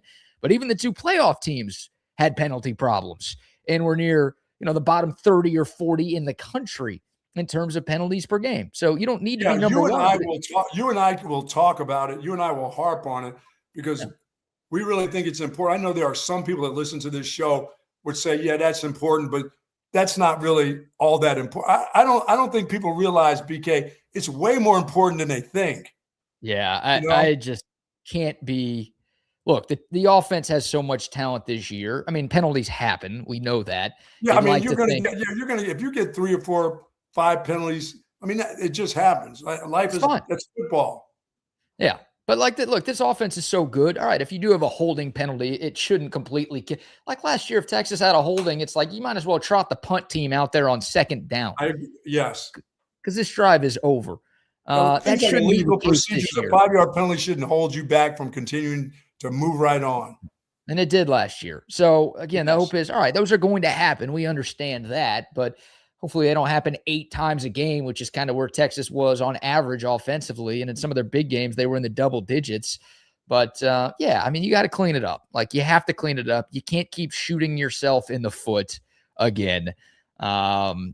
Just this season's too important, and you've got too many tough games too. You're playing a ridiculously brutal schedule that That's what can I'm be the saying. You difference. don't, as good as your offense can be, you don't have too many easy games where you can afford to have 8 penalties and say our offense is just that good. We can overcome that. There's just what was Indiana? They were the least penalized team in the nation. I think they were until the championship game, and they did have a number of penalties, and that was like the closest game they played all year. Now they still won it, Sure. but like that was all right. The game was close because they were not themselves when it came to the discipline standpoint, but they still were top 5, maybe even top 3 if you include that game. But yeah, that was one of the most disciplined teams in America, and that was a big part of why they didn't lose. Forget winning a national championship. They didn't lose a single game last year. So that's the standard right there. And yeah, and I think that sets that when you start talking culture, that's your standard. That's one of your standards is how you're penalizing and are your players listening to you? All the things that you say you're teaching, all the things that you go in there and say, don't grab, don't reach, don't, have some control, don't jump off sides, don't push a guy in the back. Those are the things that are part of your culture. That's when you know your players they're actually listening to you, Yeah. I know things happen. I know you get some guys get overexcited about some guys going to jump and flinch or something. That's a part of it. It's just you can't be where you were last year. I don't expect them to be number 2 in the nation, but I sure don't expect them to be number 12 in the nation. I mean, I don't want them to be. That shouldn't be a part of it. You got too many good players. You got too many good coaches. You're paid too well for them not to listen to that. That's it right there, right? Yes. Like too much talent on the team, but too much talent on the coaching staff, and you're making a lot of money to coach football, and you can't tell me how disciplined you are No. if that's what's going on. No. Yeah, I like that. I mean, that's something. We'll see if Sark gets asked that question at SEC Media Days in a couple of weeks, and obviously fall camp shortly after that. I would just love for somebody to ask that question without him getting all hurt and all defensive about. Just let us know what you're doing. Oh, we're adding 2 more officials to every practice that we have. Just tell me. I don't think that's bad not to tell the people that. No, that's something. Yeah, for a lot of folks, it's wait and see. But yeah, to hear that they are making a conscious effort to ensure that they are better at that, then that would help. They try to cover all the bases. They try to financially, mentally, physically, everything. That's a problem. That's not just something that's been, like you say, if it just started happening, that'd be different. 1 year. That's been going on. It's been going on for way too long. I agree. It's a fair question. That would be 2 for me. All right. Well, again, that's not a decision that Sark has to make before the season, but it's a big priority, of course. I agree. And it's something we would all like to see cleaned up a little bit. The number 2 one, again, was find a role for the talented freshman. You don't have to do that before the season starts. Like, you've got enough talent on your roster to where I don't know if any true freshmen are going to start. Like, it'd be one thing if like Grayson Littleton last year as a true freshman started at nickel, and it's like, all right, we got to make sure this guy's ready to go. I don't know if Texas, like, you're going to see a lot of freshmen play against Texas State. At least that's the hope. You're taking care of business in that game to where those guys are going to get plenty of opportunities as that game goes along. But you tell me, Coach, like, sometimes that happens progressively over the course of a year. Is like, okay, you see what your freshmen look like at practice. That's great. But you also have to see them under the lights on game day. That's when you kind of decide, okay, what their role is going to be. It feels like that's something that evolves over a 12-game year. Yeah, I mean, for the talented running back, you've already got 2 talented running backs. You can't, you got to make sure that those guys are ready to go. Those are veteran players that are going to take the bulk of your carries. They need it. The talented, if the freshman running back as good as those guys are now, then he will be playing, even if he's the number 3 guy, because those two won't stay healthy. So he's going to get in there. He could end up being the number 1 guy. Who knows? But he seems like a guy that you got to give an opportunity to play. And you're going to know you'll know. They talk about it, but they talk about a lot of guys. So I get nervous when they start pushing a guy that all of a sudden never turns out to be what you think he's going to be. But yes, if he's a talented running back, he's the guy that to me, he seems like one. There's probably 1 or 2 of those guys. There's not a handful of those guys. Like you said, they got too many good players. They got too many good players. They went and got too many guys out of the portal. So you're not going to see too many true freshmen playing for them this year. Yeah, I wonder, Derek Cooper's obviously a guy that you bring up, the 5-star running back coming in. Right.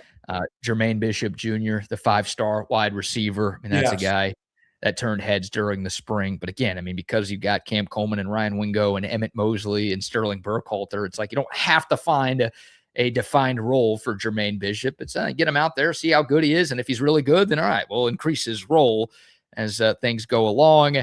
Defensively, Tyler Atkinson maybe at linebacker, your 5-star. Like what can he do? Richard Wesley, the 5-star edge rusher. Look, some of those guys are going to be too good to leave on the sideline. That's not the point. But it's like you don't need defined roles or answers for how much those guys are going to play and what exactly they are. I need to find special teams positions to help make my special teams good. And then if one of my starters gets hurt, that guy's ready to play. He's not coming in there and then we're just holding on to our breath. He's coming in there and he's playing, and I feel good at doing that. You see him play on special teams, you see him run, you see him make tackles, and then if somebody gets hurt and he gets in the game, you're not really worried. He'll make a mistake here or there, but it's not disastrous. Maybe that's their role. Maybe that's what this article's talking about. Like that's what Steve Sarkisian and Jeff Banks, the special teams coordinator, they've got to figure out. Okay, which of these guys are good enough to actually contribute on special teams right away? Hey, if they get on the plane, they need to be playing. If they get on the plane, they need to play. Yeah, if you're going somewhere and they're on that plane and they're on that trip, then they need to be out there playing in those games. Yeah, well, the first plane will be to Tennessee in week 4. Yes. They get 3 games at DKR, TMS to open up the season. So, if you're traveling to Knoxville, you're saying you got to be ready to go. Yeah, you're going to be a backup to somebody, or you're on a starting special teams. You're going down there on kickoffs. You're blocking for punts. You're going to block a punt. You need to be a specialist at something. You're too talented. You got a scholarship to come here, and you're one of the top players in the country, and you're coming here. You got to have a specialty in something. You can block a guy. You can hold a guy up. You can block a punt. You can go down and make a tackle. They have too many talent. Like I said, this should be one of the most talented teams in the country, period, athletically. Oh, yeah. I agree. So it's guys, you're not coming for a trip to eat a bunch of food and play grab ass for a weekend and then go back and then we'll get you ready maybe for the fall. No, you get on the plane, you need to be playing. How's the food in Knoxville, Tennessee? Any idea? I don't even know I don't know. They do hash, corned beef hash. Who knows? I bet it's pretty decent. Well, those fans are probably smoking hash. Maybe quail, maybe some squirrel. I feel like they just eat whiskey out there. Drinking that Jack Daniels. Yeah, it's a morning game. Texas at Tennessee on September 26th, though. That'll be kegs and eggs and maybe just straight shots of Jack. Probably some good hogs down there. Yeah, all right. Makes sense. Yeah, I've always, with as I've coached BK, like I said, I always found roles for a walk-on guy, third down or whatever. If you got on a plane and made a trip with me and you weren't on a special team, you didn't get to make – I didn't have guys like that just made trips just for the hell of it. You were doing something. You had a specialty at something. Okay. Kickoff returner, punt returner, blocking punts. If you played, you had to do something. You just didn't get to come on a trip and hope that 2 guys got hurt and then maybe I had to throw you in the game. No. So I just looked up. I'm doing really hard-hitting research while you're talking about football. Who cares? I'm looking up what food Knoxville, Tennessee is famous for. Okay. And according to the Google machine, Knoxville is most famous for its petro. Not oil, not gas. This is a hearty dish of Fritos topped with chili, cheese, tomatoes, green onions, and sour cream. Ooh. Sound like just a Frito pie? No? That's their version probably of Frito pie. You'd eat it. You'd tear that apart. 100%. I mean, I love a good Frito pie, but what, are they trying to claim that they invented that and they're just giving it a different name? That's just a different name, I guess. Petro? Yeah, I don't like that. I don't Also, like the name. Steamed sandwiches and Southern barbecue and comfort food. That's what Knoxville, Tennessee. So any Longhorn fan making the road trip to Neyland this year, and I know, a bunch of Texas fans are, good luck eating oil. I mean, Frito pie called petro. Yeah, it's all right. I don't know if that's their version of IHOP food. I mean, that just doesn't even sound right, does it? Are you a Frito pie guy? Not a Frito pie guy? No. Wow. Fritos smell like bad feet to me. Fritos smell like feet? Yeah, so I don't like the smell of Fritos. I didn't realize I was a foot guy. New fetish unlocked. No, it smells like bad feet, like stinky feet. I was never a Fritos as a kid. I never ate a bunch of Fritos. I will say this: Fritos themselves are pretty low on my chip power rankings. They are, aren't they? Yeah. I do like a good Frito pie. I mean, I probably have 2 of them per year, so I don't know if I could say I'm a huge fan. But we're so used to chips and salsa for freaking breakfast. When I first came here from, being a Yankee, and I came here and they stuck that in front of me for breakfast.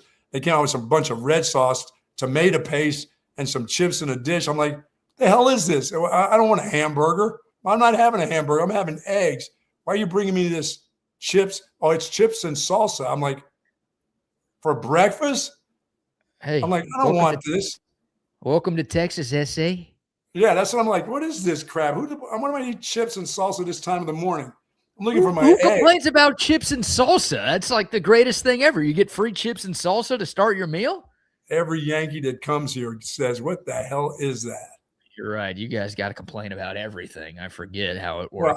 Well, I didn't understand. Now I'll have it. If it comes out, it's fine. But that scared me the first time because I had my meals at Trudy's because I had my drinks at Trudy's, so I was having my meals at Trudy's. So that's what they bring out. And I was like surprised when I first saw it. I was kind of like I didn't touch it. It just stayed there. The lady goes, "You didn't want any chips?" And I'm like, not for breakfast. That's a waste, man. That is a waste. Yeah, first y'all complaining about states' rights, and now you're complaining about chips and salsa. Does it ever end? Does it ever end? All right, last but not least, the third one on this list, the biggest decision Steve Sarkisian has to make before Texas opens the season. You kind of brought this one up on your own. What will the backfield split look like? Obviously, we've spent a lot of time talking about how inefficient and ineffective the Texas running game was in 2025. Clearly, Sark realized that. I mean, he made a change at running back coach, getting rid of Chad Scott after just one season, bringing in Jabbar Jalouk, and getting 2 very high-priced and very talented players out of the transfer portal with Raleek Brown and Hollywood Smothers, and you got Derek Cooper, the freshman phenom, coming in as well. So it's a totally revamped room from, again, a coaching and personnel standpoint. Do you think that this is a big decision that Sark needs to make before the season? I know. I think he'll go, he'll have his guy who goes out there to start. If that guy's on the roll, that guy's going to stay in there for a while. It's not going to be a bunch of, that's just kind of the way it goes. That's just a feel. Yeah. He'll tell you that's just a feel for how things are going. I mean, I know you want to get those older guys, those 2. I don't like going every other, you go this series, you go the next. I don't believe in that. If some guy is going off to the races with an 80-yard run, his ass is going right back in there the next series. I don't care what I told the other guy during the course of the week. If I said, hey, you're going to go in the second series, you know what I'll tell him? I lied. Hey, sorry about that. This dude just went for 80. I'm going to give him a chance to go back in there and go for 80 more. So no, it's just a feel. I don't have any particular schemes and the ways that should be handled. You'll know who your best guy is by the end of the fall anyway. Yep. See, you making me feel good about myself because I agree 100%. Like that, I don't like it when coaches go into a game saying, Yeah. this guy's got to get that series and this guy has to get that series and this dude needs this number of touches and this number of carries. It's you ride with the hot hand.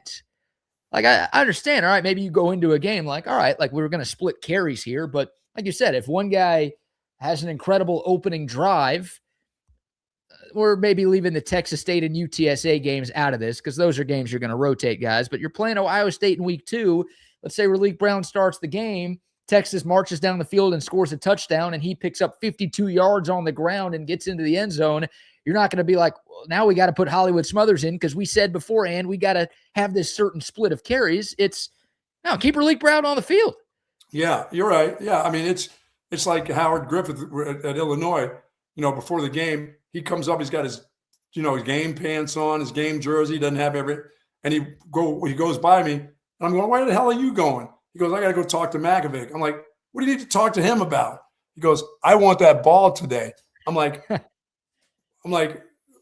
I said, well, don't you get the ball? He goes, no, today I really want the ball, and I want to tell him. I'm like, what? Tried to go behind your back, huh? Oh, he went right in front of my face. He told, hey, coach, I'm going behind your back here. Yeah, I mean, he went in there and told him. He got the ball that day. That wasn't the day he got 8 touchdowns, but he got the ball pretty much because he had a special kind of relationship with Makovic too. He could be that guy. Not anybody could walk off and before a game and say, "Listen, I need the ball." Yeah, that's crazy. I just played things by ear and how the feeling go. But if a guy was on a roll, I wasn't looking at the other guy going, oh, it's your turn. Let's see if you can get. No, your turn will come maybe in 2 or 3 series from now. So, yeah, that's. I mean, I agree. Like, you don't need to go into the season knowing exactly what your running back distribution is going to be. No, not distribution, but you know who your starter will be. You know who's going out there first. They all want to know who that is. For sure, and they will. I mean, that's what fall camp will be about. I'm sure right. Sark and Jabbar Jalouk have an idea in their mind with what they've seen from these because they're all newcomers. I mean, you got James Simon back, but your top 3, it's all newcomers, guys who have not been at Texas. And again, you got a new position coach, so there's no, biases carrying over from 2025. So I'm sure with what they saw in the spring and what they've seen in the summer, they've got an idea. But obviously, fall camp gets here. These guys will have another month to prove that they are worthy of being the number 1 guy. But I think it goes without saying that all 3 of those dudes are going to get carries this year. It's you'll figure out the order, who gets the first touch in practice, and then some of it's going to be, okay, who looks the best when the lights are bright on game day? That's going to be our guy going forward. Yeah, I probably want my most physical guy to start out in the first series. I want my most dependable guy with his hands. My most physical guy carrying the ball. I don't want anything happening in the first series where I got to start making moves with guys or getting them so that they're, some guys bummed out for the, just because I thought he was, more explosive, but he had trouble handling the ball. He and the quarterback were sometimes not on the right page. I would say, nah, I'm going to put a real dependable guy in there to start this thing out with. And if he's, he's going to be dependable enough that I trust that, he's a pretty good rusher and a pretty good ball carrier. But if the guy puts it on the ground, I don't want to screw him up for the rest of his season by doing that. I'll figure things out. But if a guy goes in there and has a first couple good series, but that second guy is going to have trouble getting in for a while with me. Yeah, no, that's fair. That makes sense to me.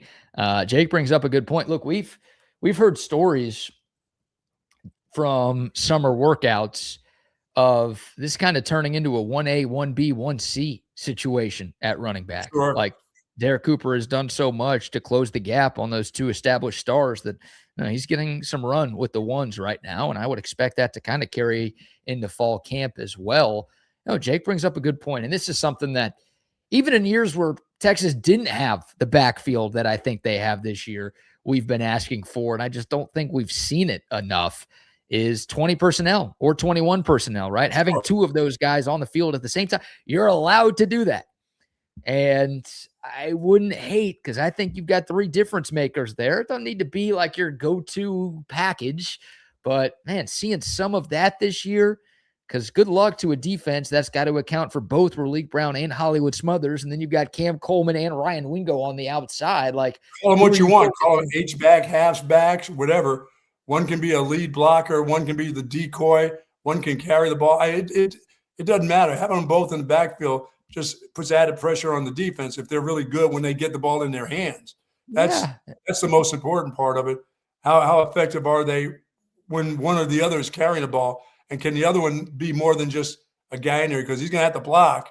He's not in there just for the hell of it. He's going to have to do something. So, but when it, like you said, when it comes to numbers and how many carries you get, I never really worried about that, because I've always been around guys that were, the next guy was good enough, but the guy who started for me was much better. That's when, when you're telling people that Ricky Williams, and when he comes, he's my starting. We use 2 backs in the backfield. That guy right there is my starter. When you look at a bunch of upperclassmen and say, you're not as good as he is, and you just tell them the truth. And when he gets here, they see it from the minute that guy changes into his uniform, that, damn, maybe he is that good. And then he gets on the field and they go, yeah, I got to get better. Yeah, well, I don't think, I'd love to be wrong on this, I don't think Texas has a Ricky Williams on this roster to where it's like that obvious that, oh yeah, this guy's head and shoulders above everybody else, so he's the dude. Here's what I expect. I expect the 2 guys that they got at the transfer portal would be better than the freshmen. Yeah, I do too. And that's just experience. And that's just experience. That's all that is. That's not because they're truly better, because by the time that kid would get to be their age, he'd probably be maybe a superstar. But if he's not I would know if he's a superstar immediately, BK. By the end of 2-a-day practices, I would already know that guy's better than the 2 guys that I went in the portal to get. And guess what? I'd be telling the head coach, there's my starter right there, coach. Maybe that happens again. I'm sorry. We thought we should go out and spend some money and get those 2 guys, but you recruited a guy who's better than they are right now. Well, they spent money to get Derek Cooper too. All of these guys cost money. So yeah, but I wouldn't be afraid, because what's best for the team? That's what I'm looking out for. What's best for the team? I agree. Maybe that's what happens. Again, the fact that Cooper's already forced his way.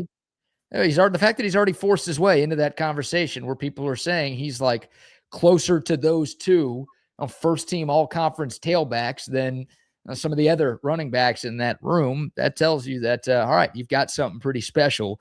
The question is he that level to where it's like, no, he's better. You're going to see him in game 1. So you're going to find out, and people will get an eye full of him in the first game against Texas State. So, and he'll do some things that will probably make your head spin and say, that's the guy. Well, that's what the coaches will see too, because when you come see your competition, that's what'll be important. And I know it's Texas State, but it's still, 11-on-11 is a little different when it's the other guys on the other side. Plus, he understands what you're trying to do and what you're expecting from him. This might not be the best example because they got it wrong, but remember, CJ Baxter, as a true freshman, started week 1 for Texas. He won the job over an established veteran in Jonathan Brooks. That was a mistake. Again, it was a mistake, but like it goes to the point of what, if you're good enough, you're old enough, like you always say. Like if they believe that you're the best, now it's a different running back coach. That was Tashard Choice. Now you've got Jabbar Jalouk. So a bit of apples to oranges here, but they will say like, even though these other guys are older than you and more experienced than you, and in Brooks's case, he'd been on campus, he'd been at Texas his entire career, didn't transfer in. If they feel like you're our best option, they will get you on the field. So I think that will be the case for Derek Cooper. I don't expect that because I do think those other 2 guys are better, but they'll give him some run if they think he's that good. And once again, one of those 2 guys will get banged up during the course, whether it's practice or whatever it is, games. Those two guys aren't going to stay totally healthy. You're going to want to have a change of pace guy anyway. So that third guy is important. That third guy has to be closer to the first guy than he does to the 4th guy. You know what I'm saying? Yeah, you need 3 to get through a long season, plus hopefully My a God, good in the playoff run SEC too. for sure. 9 SEC games, Ohio State in week 2. Like, yeah, you're gonna have to be rotating guys at pretty much every position, and running back no exception. And that's why I think Texas went out and invested as much as they did in that room. They could have stopped at just one transfer, but they wanted to make sure, like you're talking about, they had multiple guys who they felt good about putting in any situation, helping this team win ball games. Yeah, and I would have felt a lot different about CJ Baxter. I just thought coming off a knee, not everybody comes off the knee Well, surgery. this was before the knee where Yeah, he I mean, started. yeah, They got that yeah. one wrong. They just whiffed. Yeah, they would. The other guy was Brooks was just better. He was a better Yeah. player at that time. But yeah, he was just better. That was one of those deals. They just love that kid, you know. Sometimes you love the kid. Sometimes you love the kid, and sometimes guys are great practice players, and it Yeah, doesn't by the always. way, he wasn't. It wasn't that he was bad. No, he just wasn't Jonathan Brooks, and not a No, lot of running backs in college football in 2023 were. That guy was awesome. no. Guy could have won the Doak Walker Award if he didn't get hurt. He was in that discussion. Yeah, and I thought somebody should have been able to see that. The guy who coached the position should have been able to see that. He should have been the one talking to the head guy about that. There shouldn't have been much about that. I don't care what you said in recruiting or whatever. For the team's sake, the other guy should have been the first guy out. I agree. All right, we'll take your thoughts. Dakota text line, 512-222-9328. The YouTube, Facebook, Twitter, and Twitch live chats are rocking and rolling as well. We'll get to the BBK news and maybe try to figure out what LeBron's going to do. Wow. But before we shift gears here, Buck, how about another round of sponsor shout-outs? So our friends over at Woods Comfort Systems, folks, for close to 70 years in Central Texas, they have been getting it done in the heating and air conditioning business. But right now they're doing plumbing. If you got some plumbing problems, please trust them to do in your indoor or outdoor plumbing at Woods Comfort Systems. Right now, 70% off, 36 months. Any of the Bryan systems, 70% off for 36 months on any Bryan system. If you're going to put a new system in, talk to the folks at Woods Comfort Systems. They have all those Bryan systems available for you. $70 off of anything when it comes to air conditioning or plumbing, any repairs, they can get that done for you. Like nobody does it better than those folks do. You see their trucks all over the place, and the people are having problems right now with their air conditioning system. You know who they call on? They call on Woods, and I don't blame them for calling on Woods Comfort Systems. Nobody does it better. They do not. WoodsComfortSystems.com. More importantly, give them a call, 512-842-5066. Speaking of nobody doing it better, nobody does it better than Tom McKay. Absolutely. And his great team at Audio Visual Consultations. I'm at my parents' place in Houston. They had Tom McKay and his crew come down here to hook them up. You got an 85-inch screen, Buck? Yes, sir. They've got a 98-inch screen. Wow. My parents aren't messing around. They know that size matters. There you go. I mean, this screen is beautiful. You think they know? So I'm going to take the relax the back chair. You think they'd notice if I took the 98-inch screen off the wall in the living room? That would be noticed immediately. Okay. There's that spot on the wall that they've been seeing that for years now. Didn't we have something here? What was there before? Love Audiovisual Consultations. Look, they've hooked both of us up. They've hooked our families up. They've hooked up thousands of Central Texans since 1988. Now, they've been around longer than I've been alive. TVs, surround sound speakers. My folks have one of those Sonos sound bars too. It's incredible. They also do whole home lighting. They do surveillance systems. They can put a golf simulator in your home. The toys, the things that make your home a more enjoyable place to live. For your family, for friends who come over, but for yourself. Take care of yourself. AV Consultations, this is a phone call that you will not regret. 512-255-8678. Or you can find out more on their website, avconsultations.com. Love them. Yes, indeed. And also love the Early Bird CBD. Oh, yeah. Yes, indeed. When I was out there in the heat yesterday, wasn't supposed to be, but I did it anyway. I went out there moving a little wheelbarrow stuff, moving some stone around a little bit, BK. I took that Early Bird CBD. I've been putting it in my water, the drops, just dropping a couple droplets in there. And, man, talking about not having pain in my legs. Yeah, old dude, 71, pushing wheelbarrows up hills. with Stone in it. Now, I've been told I don't need to do that, but I got to do it. But thank you to Early Bird CBD, because after I do something I've been told not to do, I still feel good afterwards. Oh, I love Early Bird CBD. I don't have any within arm's length right now because I've got a pack of gummies in my suitcase in the other room. There you go. So going to the beach later today and put the stuff down at the place we're staying, pop an Early Bird gummy, walk to the beach, and then don't bother me, please. There you go, buddy. That's my plans for the weekend. Take the edge off, relax. Like, you don't need to be on the beach to enjoy Early Bird CBD, whether it's pain alleviation or just relaxing. You're looking for a little feeling of mild euphoria. That's what you get with Early Bird CBD. Also, if you just want to sleep better at night, pop an Early Bird CBD gummy. You'll get your best night's sleep in a long time. Sorry, kids, you're making your own breakfast on Saturday morning. I'm still sleeping. Get out of here.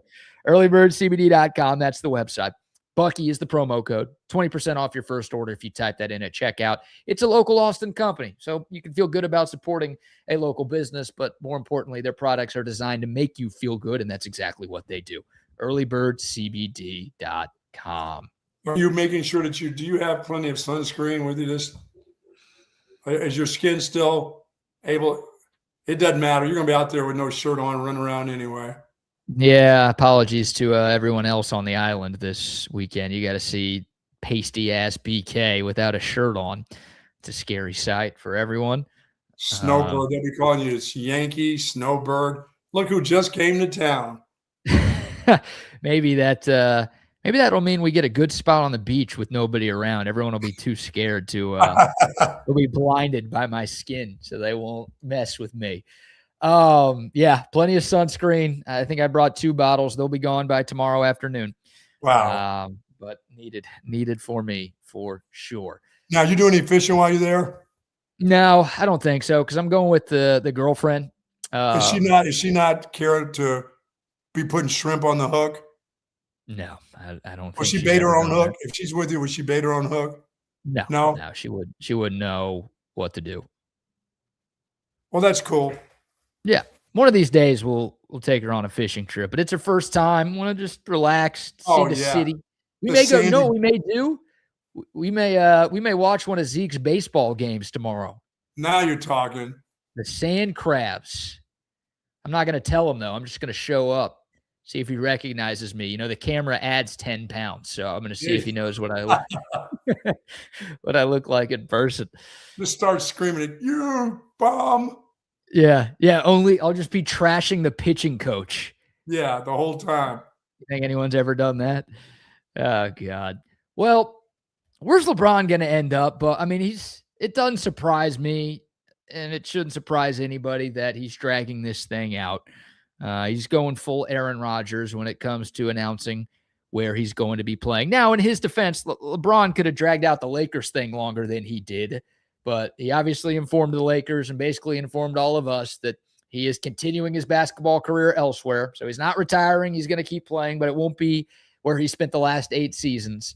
Got some updated odds for LeBron's next team. You know who's favored right now? Sixers? Not the Sixers. Going back home? Going back to Cleveland. Dude, I mean, I could go back home one time and help them win, but I'm not going a second time back to Cleveland. Now, if you told me I was going a second time to South Beach, hell yeah. Especially what they got going on right now. I'd do that thing, but I'm not going back to Cleveland to end it. No, Cleveland's minus I'm being 150. very sentimental. That's not being very nice to your home, but I wouldn't do it.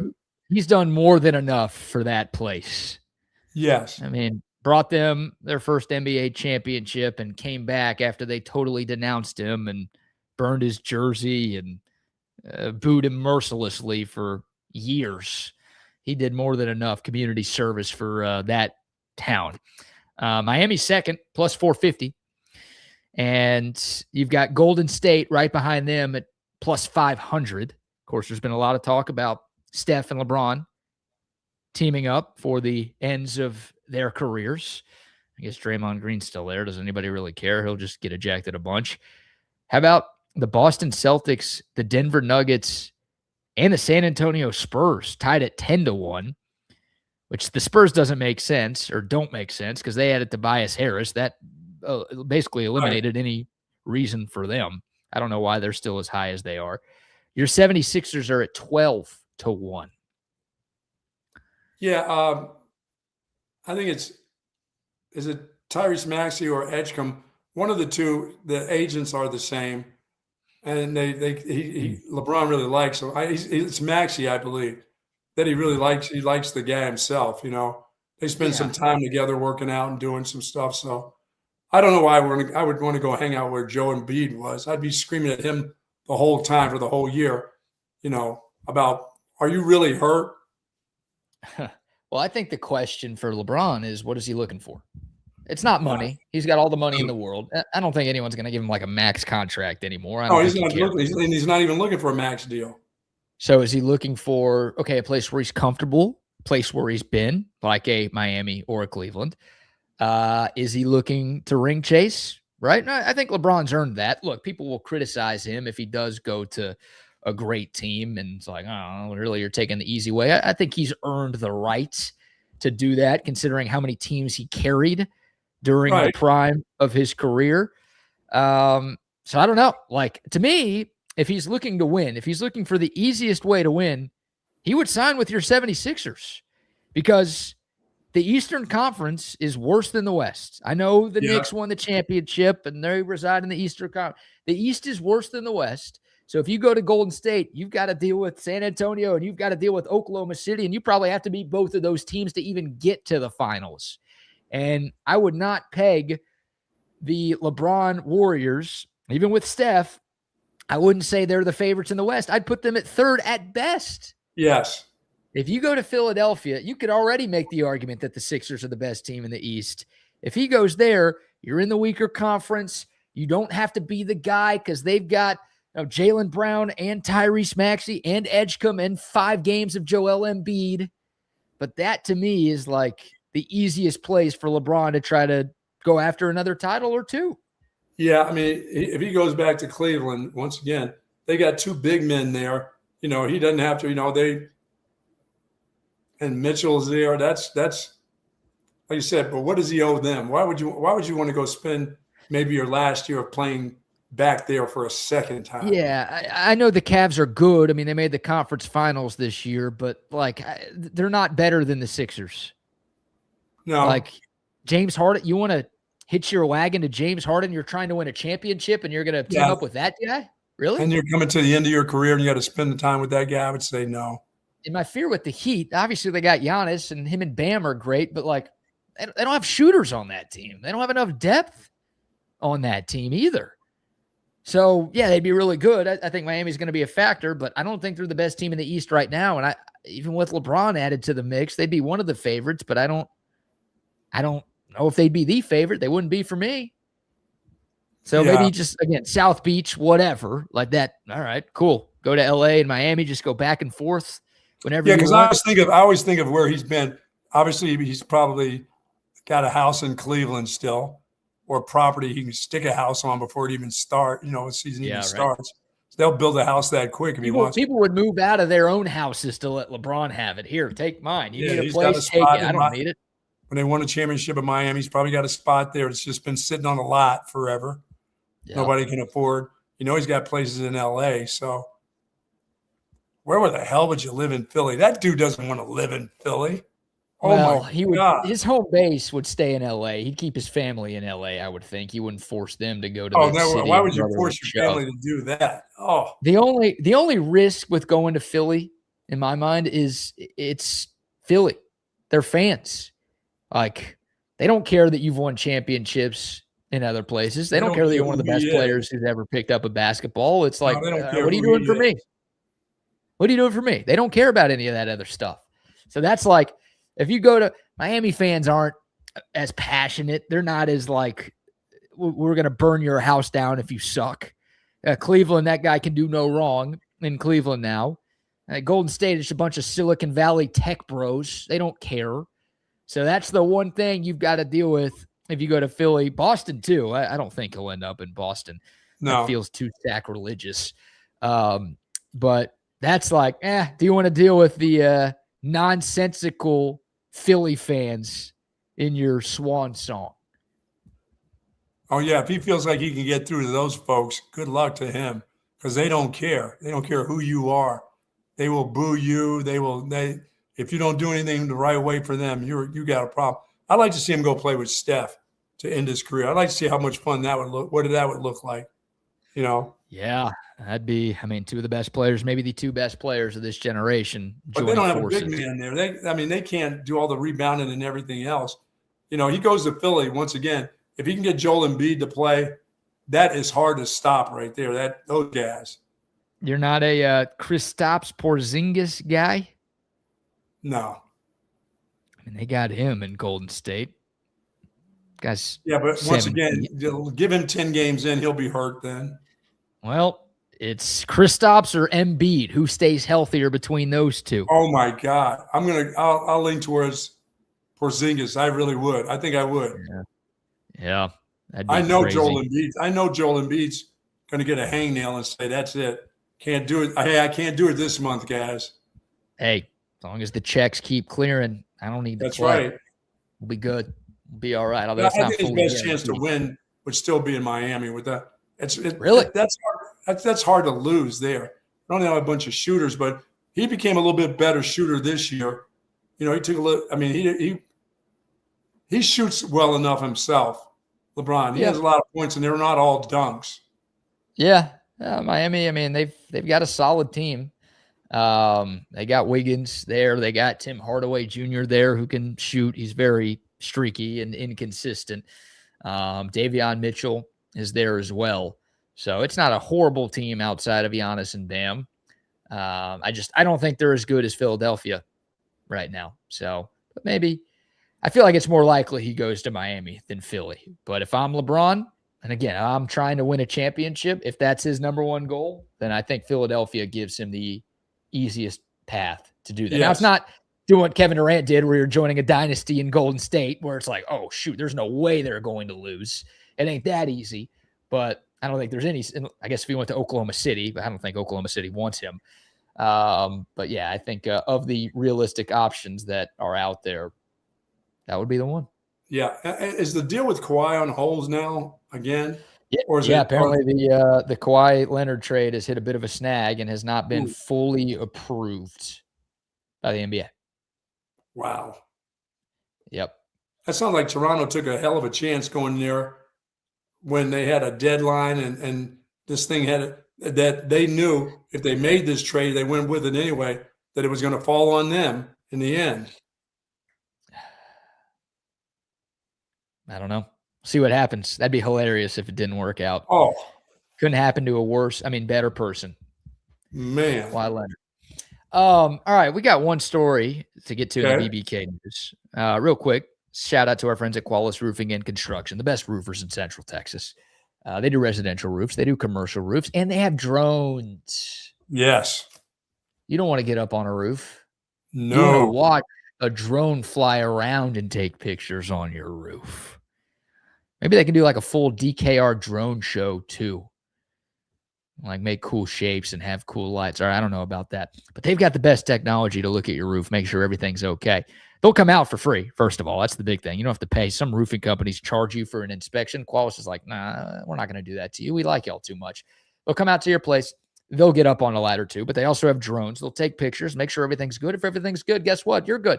They'll leave. They'll tell you, thanks for having us, and they'll be on their way. They'll also buy you a Texas Longhorn shirt just for having them out. Don't forget about that. And if something's wrong, could be a minor fix. All right, they'll take care of it. They'll file an insurance claim. They'll help you, and they'll get it done before it becomes a major problem, because that's what you don't want. You don't want a small roofing issue turning into a major problem, because then it becomes a costly repair, and it's like, why did I wait this long? Don't wait that long. Reach out to Qualis. They're the best at what they do. A+ BBB rating, tons of 5-star reviews. Just Google them.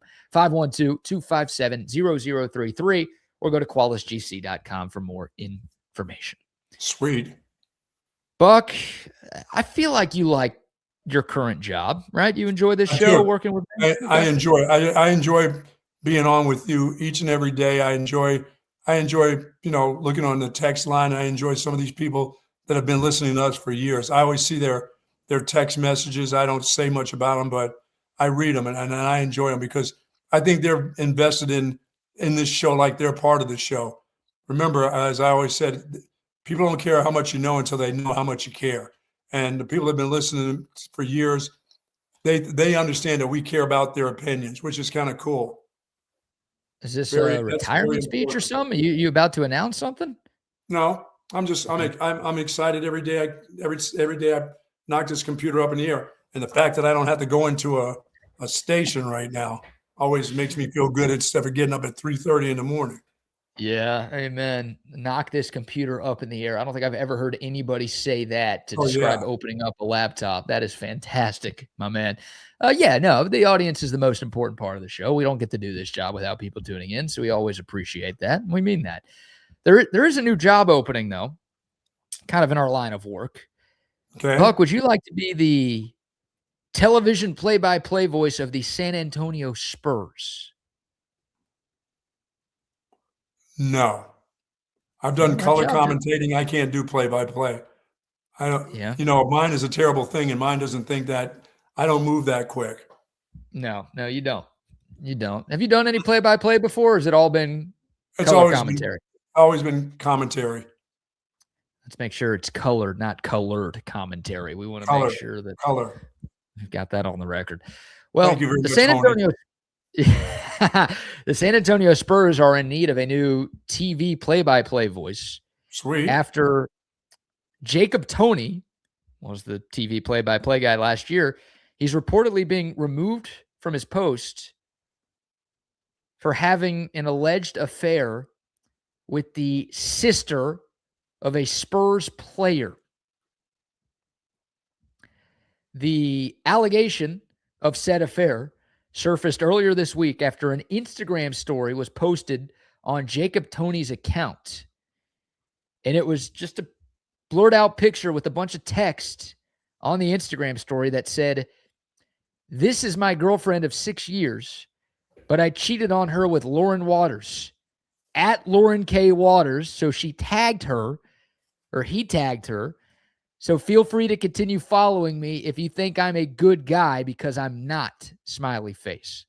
I don't get people in their I mean, stupidity is one, but wanting people to know everything about them. I mean, that's something why does that have to be anybody's business?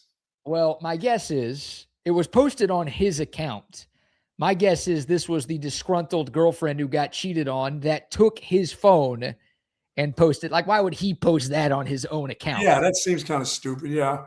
So it was, I think she found out that she was being cheated on, and her way to get back was to post, "Hey, I'm the girl," or "This is the girl that he's been dating for 6 years.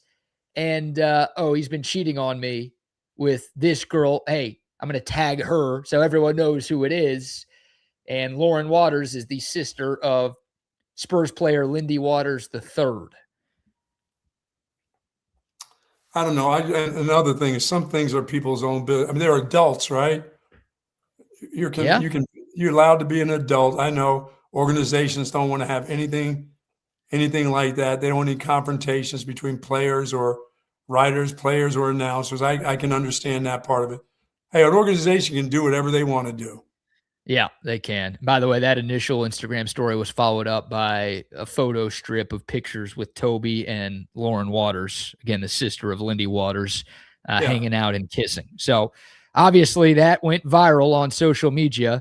And again, it was reported, I believe yesterday, that the Spurs now have a vacancy for lead play-by-play announcer because Jacob Toney is no longer in that role. To lose your job over that, you're an adult, you're a grown man. To lose your job over that, because that gets out. It's like your business, and somebody else is throwing your bid, whether it's the old girl or whatever. It's probably shady business, but it's adult business. You're not breaking the law, but they just don't want it in organizations. They don't want any of that kind of stuff going on. Yeah, I don't think it's, I don't know, like, look, being infidelity. Right. That's not the word. That's not the way to phrase that. An infidel. Thank you. Being an infidel, I mean, that's not illegal. That's not, I don't think, breaking any code of conduct at most places of employment. But when you do that with an employee's sister, maybe that makes it, again, not illegal, not a crime in the court of criminal justice, but that's like, that's close Unwarranted enough. problem. That's called unwarranted problems. I guess that's close enough to an employee on the team. This isn't like Ime Udoka and he was the Celtics coach sleeping with like a executive's wife, right? Well, that cost him his job. I don't know. Is there grounds? Again, like you said, San Antonio, they can do whatever they want. It's their team. It's their franchise. It's their decision to make. But is that grounds for firing in your eyes? No, that's like I said, it's adults. Handle it like an adult. Just if you had to talk to the player, you could talk to the player. You've talked to that player before, obviously. Yeah.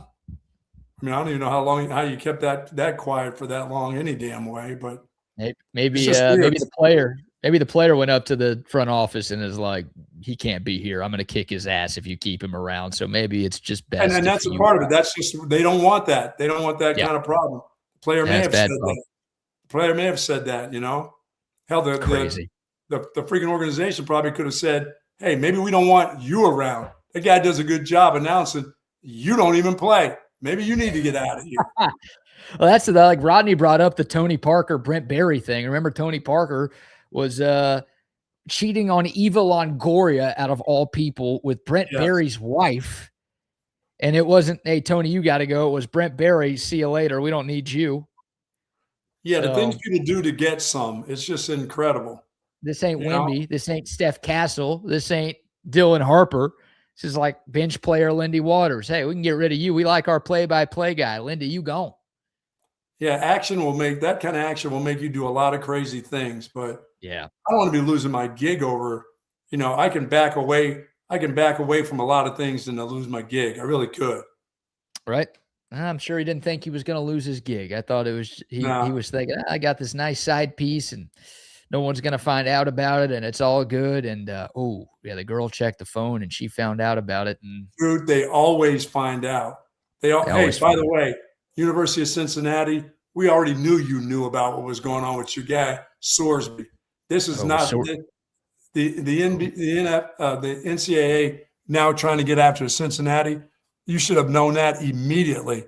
That guy's not going to be playing football there, have a gambling problem, and nobody know. And when they keep telling you we had no clue, they're lying to you. Yeah, you're probably right. I don't know how the NCAA is going to prove that. But you and I mean, come on. Yeah, of course. That guy he's got teammates. Somebody tells a buddy something. You don't get in trouble. What's a teammate supposed to? I guess probably in the rules he's supposed to report it, but I don't think the school's going to get punished if teammates knew about it. I think if they can prove that the coach or the administration knew about it, that's where it becomes an issue. Are you saying Sorsby was banging the Cincinnati play-by-play announcer's girlfriend? I'm just saying that guy was gambling. He was playing football there, and he's told numerous people about, wherever he, if he lives in his own apartment, if he's got a roommate or something, he's told some people what he's doing. So then when he decides to leave the place, they come and say, you know what he was doing? You know what he was doing while he was here, don't you? And all that stuff starts to be talked about. And so for them to say they didn't, I love when they say, oh, I would have come in, I would have gotten rid of him immediately. No, you would not have. I'll go ahead and vacate the 6 wins or whatever Cincinnati had. Yeah, really. I'm fine with that, but I don't really do anything. No. But I agree with you. All right, well, I'm going to apply for that Spurs job, and I'll just tell him I don't cheat on my girl, and then I feel like I got it. That's my whole resume, right? I'm loyal, so we're good. Yeah, I mean, if you're an honest guy, you've always been an honest guy, you're going to tell them the truth. And you know what? That may be part of signing up with them too. You have to sign that saying, I won't cheat and I won't be banging players on the team's girls or anybody, executives' wives.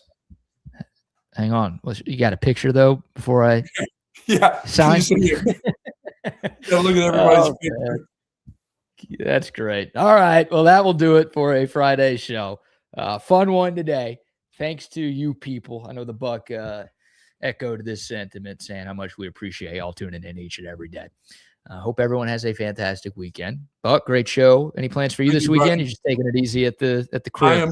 I'm chilling out. Next Thursday, I won't be with you next Thursday and Friday. I'm having mouth surgery, folks, to the tune of $7,000. Oh God, that hurts more than the surgery. Yeah. Oh yeah. So I've got to have some teeth in the back where Dr. Ecker didn't cap those off. These are my own in the back. That as the surgeon said to me, he goes, "Oh, you're one of those baby boomers that love milk duds and sugar daddies and sugar babies at the movie theaters." I'm like, "Yep, that would be me." That's me. That is me. We're gonna take out these back here and put in an implant or two. And I'm thinking, oh, 1,800, 2,000, $69.90, $69.90. Just wanted to be funny with the 69. I like it, Doc. My God, $69.90. I asked him, I said, well, I got one missing here. Can we just take those out and let me gum everything back in the back there? I said, the gums will eventually get hard enough. He said, you don't want to take that chance. You don't want to mess around with that. And I said, well, you're the doctor. And you know how many people have told me you need to go to Mexico? BK, no less than 15 people have said to me, maybe you should jump across the border for $2,400 or $1,800, like you're saying. I'm like, really? Yeah, but you hate the Mexicans, so.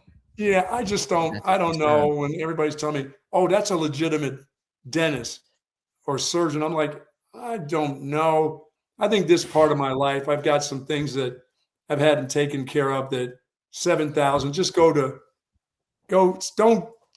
get on a plane or go underground railroad to get someplace to get your teeth done. Well, we'll talk about that more next week because that's later next week. But don't think about that. Enjoy your weekend. Enjoy this weekend. You too. Oh, you can. All right. You guys enjoy the beach and be careful, man. Thanks, my man. Thank you for tuning in, everybody. And we will talk to y'all on Monday. Welcome. Okay.